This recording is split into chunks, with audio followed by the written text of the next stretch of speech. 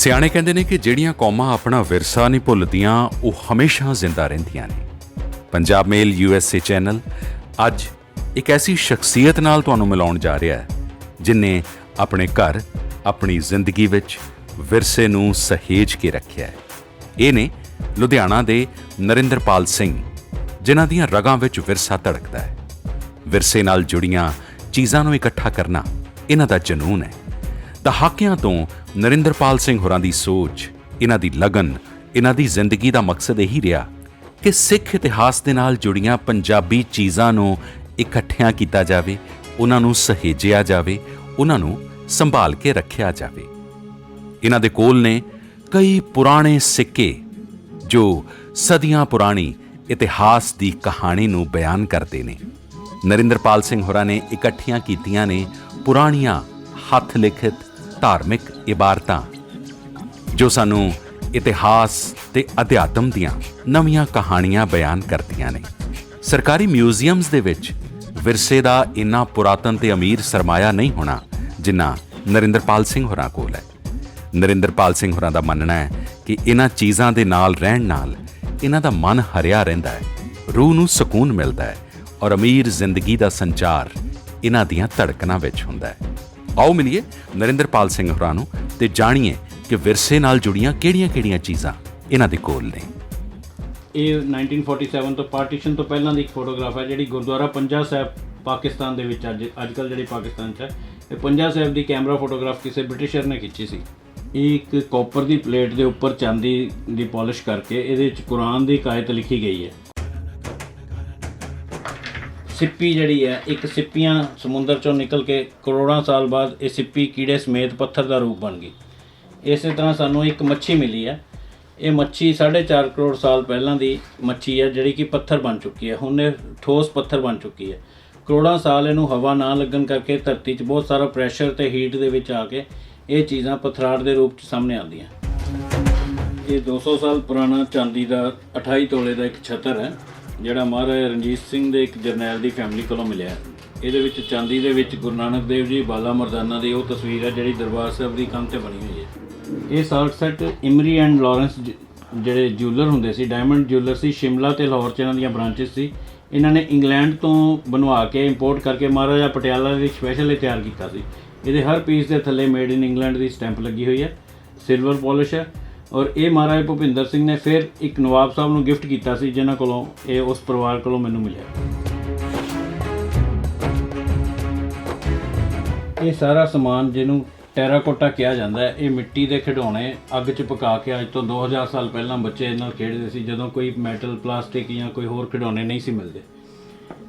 ਇਹਨਾਂ ਵਿੱਚ ਹਾਥੀ, ਘੋੜੇ, ਬੈਲ ਔਰ ਇਹਨਾਂ ਦਾ ਪੀਰੀਅਡ ਜਿਹੜਾ ਉਹ 1st century AD, 2nd century AD ਦਾ, ਜਿਵੇਂ ਹੜੱਪਾ, ਮੋਹਿੰਜੋਦੜੋ, ਸਿੰਧੂ ਘਾਟੀ ਦੀ ਸੱਭਿਅਤਾ ਤੋਂ ਬਾਅਦ ਕੁਸ਼ਾਨ ਪੀਰੀਅਡ ਦੇ ਇਹ ਖਿਡੌਣੇ ਆ। ਮੇਰੇ ਪਾਪਾ ਕਿਤੇ ਵੀ ਜਦੋਂ ਐਗਜ਼ੀਬਿਸ਼ਨ ਆਉਣ ਜਾਂਦੇ ਨੇ ਅਤੇ ਅਸੀਂ ਉਹਨਾਂ ਦੇ ਨਾਲ ਜਾਂਦੇ ਹਾਂ। ਅਸੀਂ ਉਹਨਾਂ ਦੀ ਹਮੇਸ਼ਾ ਹੈਲਪ ਕਰਾਈ ਦੀ ਹੈ ਹਰੇਕ ਕੰਮ ਦੇ ਵਿੱਚ। ਅਤੇ ਮੈਨੂੰ ਬੜਾ ਮਾਣ ਹੁੰਦਾ ਆਹ ਚੀਜ਼ਾਂ ਨੂੰ ਦੇਖ ਕੇ ਕਿ ਇਹਨਾਂ ਨੇ ਇੰਨੀ ਸਿੱਖੀ ਦੀਆਂ ਚੀਜ਼ਾਂ ਨੂੰ ਸੰਭਾਲ ਕੇ ਰੱਖਿਆ ਹੋਇਆ। ਮੇਰੇ ਪਾਪਾ ਬਹੁਤ ਵਧੀਆ ਕੰਮ ਕਰ ਰਹੇ ਨੇ। ਇਹਦੇ ਨਾਲ ਸਾਡੀ ਆਉਣ ਵਾਲੀ ਜਿਹੜੀ ਪੀੜ੍ਹੀ ਹੈਗੀ ਉਹਨੂੰ ਬਹੁਤ ਵਧੀਆ ਸਾਨੂੰ ਫਾਇਦਾ ਹੋਊਗਾ। ਸਾਡੇ ਇਤਿਹਾਸ ਬਾਰੇ ਅਤੇ ਸਾਡੇ ਗੁਰੂਆਂ ਬਾਰੇ ਬਹੁਤ ਜ਼ਿਆਦਾ ਜਾਣਕਾਰੀ ਮਿਲੇਗੀ। ਇਹ ਕਲੈਕਸ਼ਨ ਹੈ ਜੀ ਫੋਸਿਲ, ਜਿਹਨੂੰ ਅਸੀਂ ਪਥਰਾਟ ਵੀ ਕਹਿੰਦੇ ਹਾਂ। ਇਹ ਦੇਖਣ ਨੂੰ ਸ਼ੰਖ ਲੱਗਦਾ ਹੈ ਪਰ ਇਹ ਸ਼ੰਖ ਨਹੀਂ ਹੈ, ਸ਼ੰਖ ਦਾ ਪਥਰਾਟ ਹੈ ਕਿ ਜਦੋਂ ਧਰਤੀ ਦੀ ਉਥਲ ਪੁਥਲ ਹੁੰਦੀ ਹੈ, ਕੋਈ ਪਰਲੋ ਆਉਂਦੀ ਹੈ, ਭੂਚਾਲ ਆਉਂਦੇ ਹੈ ਅਤੇ ਸਮੁੰਦਰ 'ਚੋਂ ਜਿਹੜੇ ਜੀਵ ਨਿਕਲ ਕੇ ਮਿੱਟੀ 'ਚ ਦੱਬੇ ਜਾਂਦੇ ਬਾਹਰ, ਉਹ ਕਰੋੜਾਂ ਸਾਲ 'ਚ ਟੈਂਪਰੇਚਰ 'ਤੇ ਬਹੁਤ ਹਾਈ ਪ੍ਰੈਸ਼ਰ ਦੇ ਥੱਲੇ ਆ ਕੇ ਜਿੰਨਾ ਉਹ ਸ਼ੰਖ ਸੀ, ਉਹਦੇ ਵਿਚਲਾ ਕੀੜਾ ਸੀ, ਉਹ ਸਾਰਾ ਪੱਥਰ ਬਣ ਜਾਂਦਾ। ਇਹਨੂੰ ਬਣਨ ਲਈ ਵੀ ਘੱਟੋ ਘੱਟ 150 ਮਿਲੀਅਨ ਤੋਂ 400 ਮਿਲੀਅਨ ਈਅਰਸ ਲੱਗਦੇ ਆ। 40 ਕਰੋੜ ਸਾਲ ਤੱਕ ਦਾ ਵਿੱਚ ਜਾ ਕੇ ਇਹ ਕੀੜਾ ਪੱਥਰ ਦਾ ਰੂਪ ਬਣ ਜਾਂਦਾ। ਅਤੇ ਇਹ ਸਾਰੇ ਸ਼ੰਖ ਜਿਹੜੇ ਆ, ਔਰ ਇਹ ਸਪੀਸ਼ੀਜ਼ ਜਿਹੜੀਆਂ ਲੈਫਟ ਹੈਂਡਡ ਸ਼ੰਖ ਹੈ, ਖੱਬੇ ਹੱਥ ਦੇ ਸ਼ੰਖ, ਜਿਹੜੇ ਕਿ ਅੱਜ ਤੋਂ ਕਰੋੜਾਂ ਸਾਲ ਪਹਿਲਾਂ ਧਰਤੀ ਤੋਂ ਖਤਮ ਹੋ ਚੁੱਕੇ ਆ। ਹੁਣ ਅੱਜ ਦੀ ਡੇਟ 'ਚ ਤੁਹਾਨੂੰ ਜਿੰਨੇ ਸ਼ੰਖ ਮਿਲਣਗੇ ਉਹ ਸੱਜੇ ਹੱਥ ਤੋਂ ਉਹਦਾ ਹੱਥ ਪਏਗਾ। ਮੈਂ ਨਰਿੰਦਰਪਾਲ ਸਿੰਘ ਜੀ ਦੀ ਬੇਟੀ ਹਾਂ। ਮੈਂ ਜਦੋਂ ਤੋਂ ਹੋਸ਼ ਸੰਭੀ ਹੈ ਉਹਨਾਂ ਨੂੰ ਐਗਜ਼ੀਬਿਸ਼ਨਸ ਲਗਾਉਂਦੇ, ਪ੍ਰਚਾਰ ਕਰਦੇ, ਅਲੱਗ-ਅਲੱਗ ਸਕੂਲ ਕਾਲਜਿਸ ਦੇ ਵਿੱਚ ਜਾ ਕੇ ਸਟੂਡੈਂਟਸ ਨੂੰ ਆਪਣੀ ਹੈਰੀਟੇਜ ਬਾਰੇ ਦੱਸਦੇ ਹੀ ਦੇਖਿਆ ਹੈ। ਇਹ ਬਹੁਤ ਹੀ ਮਿਹਨਤ ਦਾ ਕੰਮ ਹੈ ਅਤੇ ਮੈਨੂੰ ਨਹੀਂ ਲੱਗਦਾ ਕੋਈ ਹੋਰ ਬੰਦਾ ਆਪਣੀ ਫਾਇਦਾ ਸੋਚੇ ਬਿਨਾਂ ਕਿਸੇ ਹੋਰ ਦੇ ਫਾਇਦੇ ਲਈ, ਜਿਵੇਂ ਕਿ ਅੱਜ ਕੱਲ੍ਹ ਦੀ ਯੂਥ ਨੂੰ ਜਾਂ ਕਮਿੰਗ ਜਨਰੇਸ਼ਨਸ ਨੂੰ ਇੰਨਾ ਨਹੀਂ ਪਤਾ, ਉਹਨਾਂ ਨੂੰ ਜੋੜਨਾ ਇਤਿਹਾਸ ਨਾਲ ਇੱਕ ਬਹੁਤ ਹੀ ਵੱਡੀ ਗੱਲ ਹੈ ਤੇ ਮੇਰੇ ਫਾਦਰ ਇੰਨੇ ਸਾਲਾਂ ਤੋਂ ਬਿਨਾਂ ਕਿਸੇ ਐਕਸਟਰਨਲ ਸਪੋਰਟ ਤੋਂ ਆਪਣੇ ਆਪ ਹੀ ਇਹ ਚੀਜ਼ ਕਰ ਰਹੇ ਨੇ ਤੇ ਮੈਂ ਤੇ ਮੇਰੀ ਫੈਮਿਲੀ ਉਹਨਾਂ ਦੀ ਹਮੇਸ਼ਾ ਤੋਂ ਸਪੋਰਟ ਕਰਦੇ ਰਹੇ ਹਾਂ ਤੇ ਅੱਗੇ ਵੀ ਕਰਦੇ ਰਹਾਂਗੇ and we are really proud of him.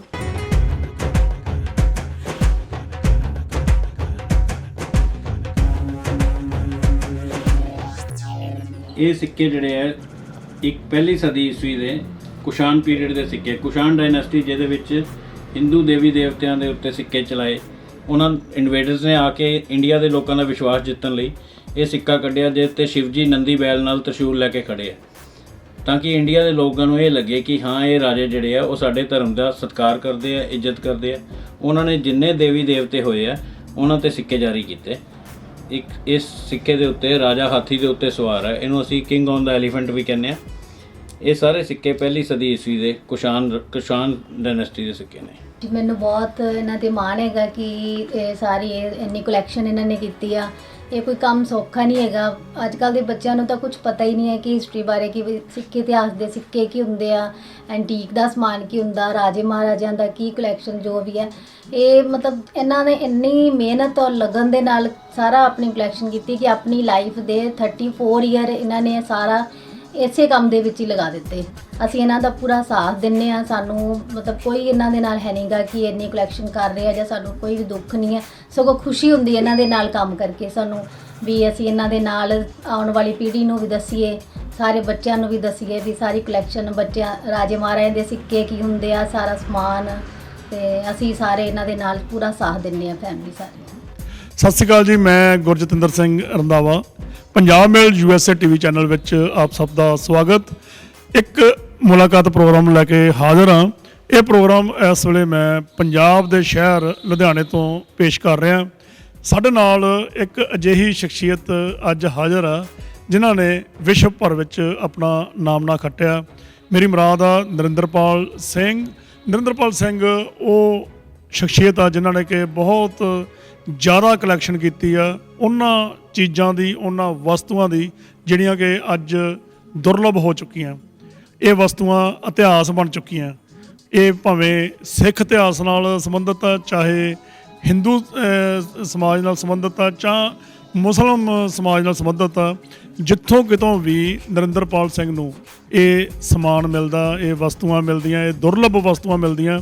ਇਹ ਕਿਸੇ ਨਾ ਕਿਸੇ ਤਰੀਕੇ ਨਾਲ ਹੀਲਾ ਵਸੀਲਾ ਕਰਕੇ ਉਹ ਸਮਾਨ ਲੈ ਲੈਂਦੇ ਆ, ਖਰੀਦ ਲੈਂਦੇ ਆ ਜਾਂ ਲੈ ਕੇ ਆਉਂਦੇ, ਜਿਸ ਤਰ੍ਹਾਂ ਵੀ ਇਹਨਾਂ ਨੂੰ ਲੱਗਦਾ ਉਹ ਲੈ ਆਉਂਦੇ ਆ।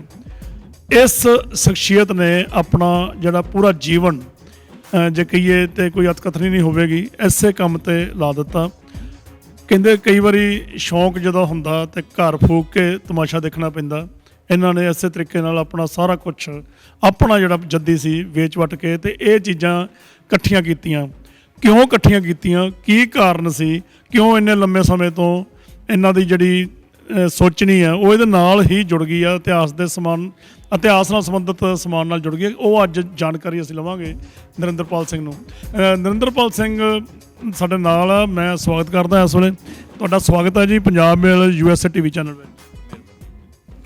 ਨਰਿੰਦਰ ਸਿੰਘ, ਮੈਂ ਜਿਵੇਂ ਕਿ ਦੱਸਿਆ ਬਹੁਤ ਲੰਬੇ ਸਮੇਂ ਤੋਂ ਤੁਸੀਂ ਇਹ ਜਿਹੜਾ ਸਮਾਨ ਆ ਉਹ ਕਲੈਕਸ਼ਨ ਕਰ ਰਹੇ ਹੋ। ਕਿੰਨੇ ਕੁ ਸਾਲ ਹੋ ਗਏ? ਜਦੋਂ ਮੈਂ ਸਕੂਲ ਪੜ੍ਹਦਾ ਸੀ ਪਹਿਲਾਂ ਮੈਨੂੰ ਸ਼ੁਰੂ ਤੋਂ ਅਸਲ 'ਚ ਮੈਂ ਕੋਇਨਸ ਕਲੈਕਸ਼ਨ ਕਰਦਾ ਸੀ, ਸਿੱਕੇ ਇਕੱਠੇ ਕਰਦਾ ਸੀ। ਕੁਝ ਸਿੱਕੇ ਮੈਨੂੰ ਆਪਣੇ ਘਰੋਂ ਮਿਲੇ ਬ੍ਰਿਟਿਸ਼ ਪੀਰੀਅਡ ਦੇ, ਆਪਣੇ ਗ੍ਰੈਂਡਫਾਦਰ ਦੇ। ਉਸ ਤੋਂ ਬਾਅਦ ਮੇਰੇ 'ਚ ਕਿਉਰਿਓਸਿਟੀ ਹੋਈ ਕਿ ਇਸ ਤੋਂ ਪੁਰਾਣੇ ਸਿੱਕੇ ਲੱਭਾਂ। ਉਹ ਲੱਭਦੇ ਜਦੋਂ ਮੈਂ ਪੂਰਾ ਵਰਲਡ ਦੇ ਕੋਇਨਸ ਇਕੱਠੇ ਕੀਤੇ, ਉਸ ਤੋਂ ਬਾਅਦ ਮੈਂ ਇੰਡੀਆ 'ਤੇ ਆਇਆ। ਇੰਡੀਆ ਦੇ ਵਿੱਚ ਮੈਂ ਦੇਖਿਆ ਕਿ ਕਿੰਨੇ ਸੰਨ ਤੋਂ ਸਾਨੂੰ ਸਿੱਕਾ ਮਿਲਦਾ। 600 BC ਤੋਂ ਅੱਜ ਤੱਕ ਪਿਛਲੇ 2600-2700 ਸਾਲ ਤੱਕ ਦਾ ਸਿੱਕੇ ਸਾਨੂੰ ਪ੍ਰਮਾਣ ਮਿਲਦੇ ਆ। ਅਤੇ ਉਹ ਮੈਂ ਜਦੋਂ ਸਾਰਾ ਇੰਡੀਆ ਇਕੱਠਾ ਕਰਨਾ ਸ਼ੁਰੂ ਕੀਤਾ ਅਤੇ ਉਹ 'ਚੋਂ ਫਿਰ ਮੈਂ ਜਦੋਂ ਪੰਜਾਬ 'ਤੇ ਆਇਆ ਅਤੇ ਪੰਜਾਬ ਦੇ ਸਿੱਕੇ ਮੈਂ ਇਕੱਠੇ ਕੀਤੇ ਵੀ ਪੰਜਾਬ 'ਚ ਪਿਛਲੇ 2600 ਸਾਲ 'ਚ ਕਿਹੜੇ ਰੂਲਰ ਆਏ। ਅਤੇ ਉਹ ਜਦੋਂ ਮੈਂ ਪੰਜਾਬ ਦੇ ਸਿੱਕੇ ਇਕੱਠੇ ਕਰ ਰਿਹਾ ਸੀ ਅਤੇ ਸਭ ਤੋਂ ਜ਼ਿਆਦਾ ਜਿਹੜੇ ਮੈਨੂੰ ਅਟਰੈਕਟ ਕੀਤਾ ਉਹ ਸੀਗੇ ਨਾਨਕਸ਼ਾਹੀ ਸਿੱਕੇ। ਉਹ ਕਿਉਂ ਮੈਂ ਉੱਥੇ ਆ ਕੇ ਅੜ ਗਿਆ, ਕਿਉਂਕਿ ਉਹ ਇੱਕ ਵਿਲੱਖਣ ਚੀਜ਼ ਸੀ ਕਿ ਦੁਨੀਆ ਦੇ ਜਿੰਨੇ ਅਸੀਂ ਸਿੱਕੇ ਦੇਖਦੇ ਹਾਂ, ਚਾਹੇ ਉਹ ਰੋਮਨ ਹੈ, ਗ੍ਰੀਕਸ ਹੈ, ਮੁਗਲਸ ਹੈ, ਮਿਡੀਵਲ ਪੀਰੀਅਡ ਹੈ, ਬ੍ਰਿਟਿਸ਼ਰ ਹੈ, ਤੁਸੀਂ ਇੰਗਲੈਂਡ ਦੇ ਸਿੱਕੇ ਲੈ ਲਓ, ਉਹ 'ਤੇ ਕੁਈਨ ਦੀ ਫੋਟੋ ਹੁੰਦੀ ਹੈ। ਜਾਂ ਤੁਸੀਂ ਜਿਹੜਾ ਵੀ ਸਿੱਕਾ, ਮੁਗਲਾਂ ਦਾ ਸਿੱਕਾ ਲਓ, ਰਾਜੇ ਨੇ ਆਪਣੇ ਨਾਂ 'ਤੇ ਇਸ਼ੂ ਕੀਤਾ। ਕੁਸ਼ਾਨ ਦਾ ਸਿੱਕਾ ਲਓ, ਕੁਸ਼ਾਨ ਦੇ ਰਾਜੇ ਦੀ ਆਪਣੀ ਫੋਟੋ ਹੈ।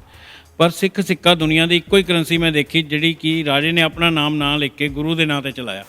ਨਾਨਕ ਗੁਰੂ ਗੋਬਿੰਦ ਸਿੰਘ ਲਿਖ ਕੇ ਸਿੱਖ ਮਿਸਲਾਂ ਨੇ ਵੀ, ਮਹਾਰਾਜਾ ਰਣਜੀਤ ਸਿੰਘ ਦੀ ਡੈਥ ਤੋਂ ਬਾਅਦ ਖੜਕ ਸਿੰਘ, ਸ਼ੇਰ ਸਿੰਘ, ਦਲੀਪ ਸਿੰਘ ਤੱਕ ਦਾ ਜਿਹੜਾ ਸਿੱਕਾ ਉਹ ਗੁਰੂ ਦੇ ਨਾਂ 'ਤੇ ਜਾਰੀ ਹੋਇਆ, ਜੇ ਤੇ ਨਾਨਕ ਗੁਰੂ ਗੋਬਿੰਦ ਸਿੰਘ ਲਿਖਿਆ ਗਿਆ। ਇਹ ਚੀਜ਼ ਮੇਰੇ ਲਈ ਬਹੁਤ ਅਨੋਖੀ ਸੀ ਅਤੇ ਮੈਂ ਫਿਰ ਉਹਨਾਂ ਸਿੱਕਿਆਂ 'ਤੇ ਕੰਮ ਕਰਨਾ ਸ਼ੁਰੂ ਕੀਤਾ। ਹੌਲੀ ਹੌਲੀ ਜਦੋਂ ਸਿੱਕਿਆਂ 'ਤੇ ਆਇਆ, ਸਿੱਕੇ ਬਹੁਤ ਇਕੱਠੇ ਕੀਤੇ ਕਿ ਮਹਾਰਾਜਾ ਰਣਜੀਤ ਸਿੰਘ ਨੇ ਸਿੱਖਾਂ ਨੇ ਕਿਹੜੇ ਕਿਹੜੇ ਇਲਾਕੇ ਜਿੱਤੇ, ਕਿਉਂਕਿ ਇੱਕ ਸਿੱਕਾ ਤਰਜਮਾਨੀ ਕਰਦਾ ਉਸ ਟਾਈਮ ਦੀ ਕੀ ਇਤਿਹਾਸ ਸੀਗਾ, ਉਹਨਾਂ ਦਾ ਕਲਚਰ ਕੀ ਸੀ, ਉਹ ਕਿੰਨੀ ਰਿਚ ਸਟੇਟ ਸੀ, ਉੱਥੇ ਕਲਾ ਨੂੰ ਕਿੰਨੀ ਕੁ ਸਥਾਨ ਸੀ ਜਾਂ ਬਾਕੀ ਧਰਮਾਂ ਨੂੰ ਕਿੰਨਾ ਰਿਗਾਰਡ ਮਿਲਦਾ ਸੀ, ਉਹ ਸਿੱਕੇ ਦੱਸਦੇ ਆ। ਅਤੇ ਜਦੋਂ ਉਹ ਸਿੱਕਿਆਂ ਤੋਂ ਬਾਅਦ ਮੈਂ ਫਿਰ ਹੋਰ ਖੋਜ ਕਰਨੀ ਸ਼ੁਰੂ ਕੀਤੀ ਇਤਿਹਾਸ ਦੀ, ਤਾਂ ਮੈਨੂੰ ਪੁਰਾਣੇ ਇਤਿਹਾਸਿਕ ਜਿੱਥੋਂ ਕੋਈ ਪੋਥੀਆਂ, ਗ੍ਰੰਥ ਜਾਂ ਮੈਨੂੰ ਕੋਈ ਪੁਰਾਣੇ ਸ਼ਸਤਰ, ਜੋ ਵੀ ਚੀਜ਼ ਮਿਲੀ ਜਿਹਦੇ ਨਾਲ ਸਾਡੇ ਪੰਜਾਬ ਦਾ ਵਿਰਸਾ ਜੁੜਿਆ ਸੀ, ਸੱਭਿਆਚਾਰ ਜੁੜਿਆ ਸੀ, ਉਹ ਮੈਂ ਚੀਜ਼ਾਂ ਇਕੱਠੀਆਂ ਕਰਨੀਆਂ ਸ਼ੁਰੂ ਕੀਤੀਆਂ। ਅਤੇ ਜਦੋਂ ਉਹ ਕਰਦੇ ਮੈਨੂੰ ਫਿਰ ਵਿੱਚ ਜੇ ਸਿੱਖਇਜ਼ਮ ਨਾਲ ਰਿਲੇਟਡ ਚੀਜ਼ਾਂ ਅਤੇ ਹਿੰਦੂਇਜ਼ਮ ਦੀਆਂ ਵੀ ਮਿਲੀਆਂ। ਪੰਜਾਬ ਦੇ ਵਿੱਚ ਜਿਹੜੇ ਹਿੰਦੂ ਸੀ ਉਹ ਗ੍ਰੰਥ ਕਿਹੜੇ ਪੜ੍ਹਦੇ ਸੀ, ਉਹ ਭਾਸ਼ਾ ਕਿਹੜੀ ਸੀ, ਲਿਪੀ ਕਿਹੜੀ ਸੀ, ਉਹ ਸਾਰੀਆਂ ਚੀਜ਼ਾਂ ਮੈਨੂੰ ਇਕੱਠੇ ਕਰਦੇ ਫਿਰ ਮੇਰੇ ਮਨ 'ਚ ਆਇਆ ਕਿ ਕਿਉਂ ਨਾ ਇਹਨਾਂ ਸਾਰੀਆਂ ਚੀਜ਼ਾਂ ਨੂੰ ਇੱਕ ਡਿਸਪਲੇ ਕੀਤਾ ਜਾਵੇ। ਅਤੇ ਮੇਰੇ ਕੋਲ ਕਿਉਂਕਿ ਆਪਣੇ ਸੀਮਤ ਸਾਧਨ ਸੀ ਅਤੇ ਮੈਂ ਇਹਨਾਂ ਦੀਆਂ ਪ੍ਰਦਰਸ਼ਨੀਆਂ ਸ਼ੁਰੂ ਕੀਤੀਆਂ।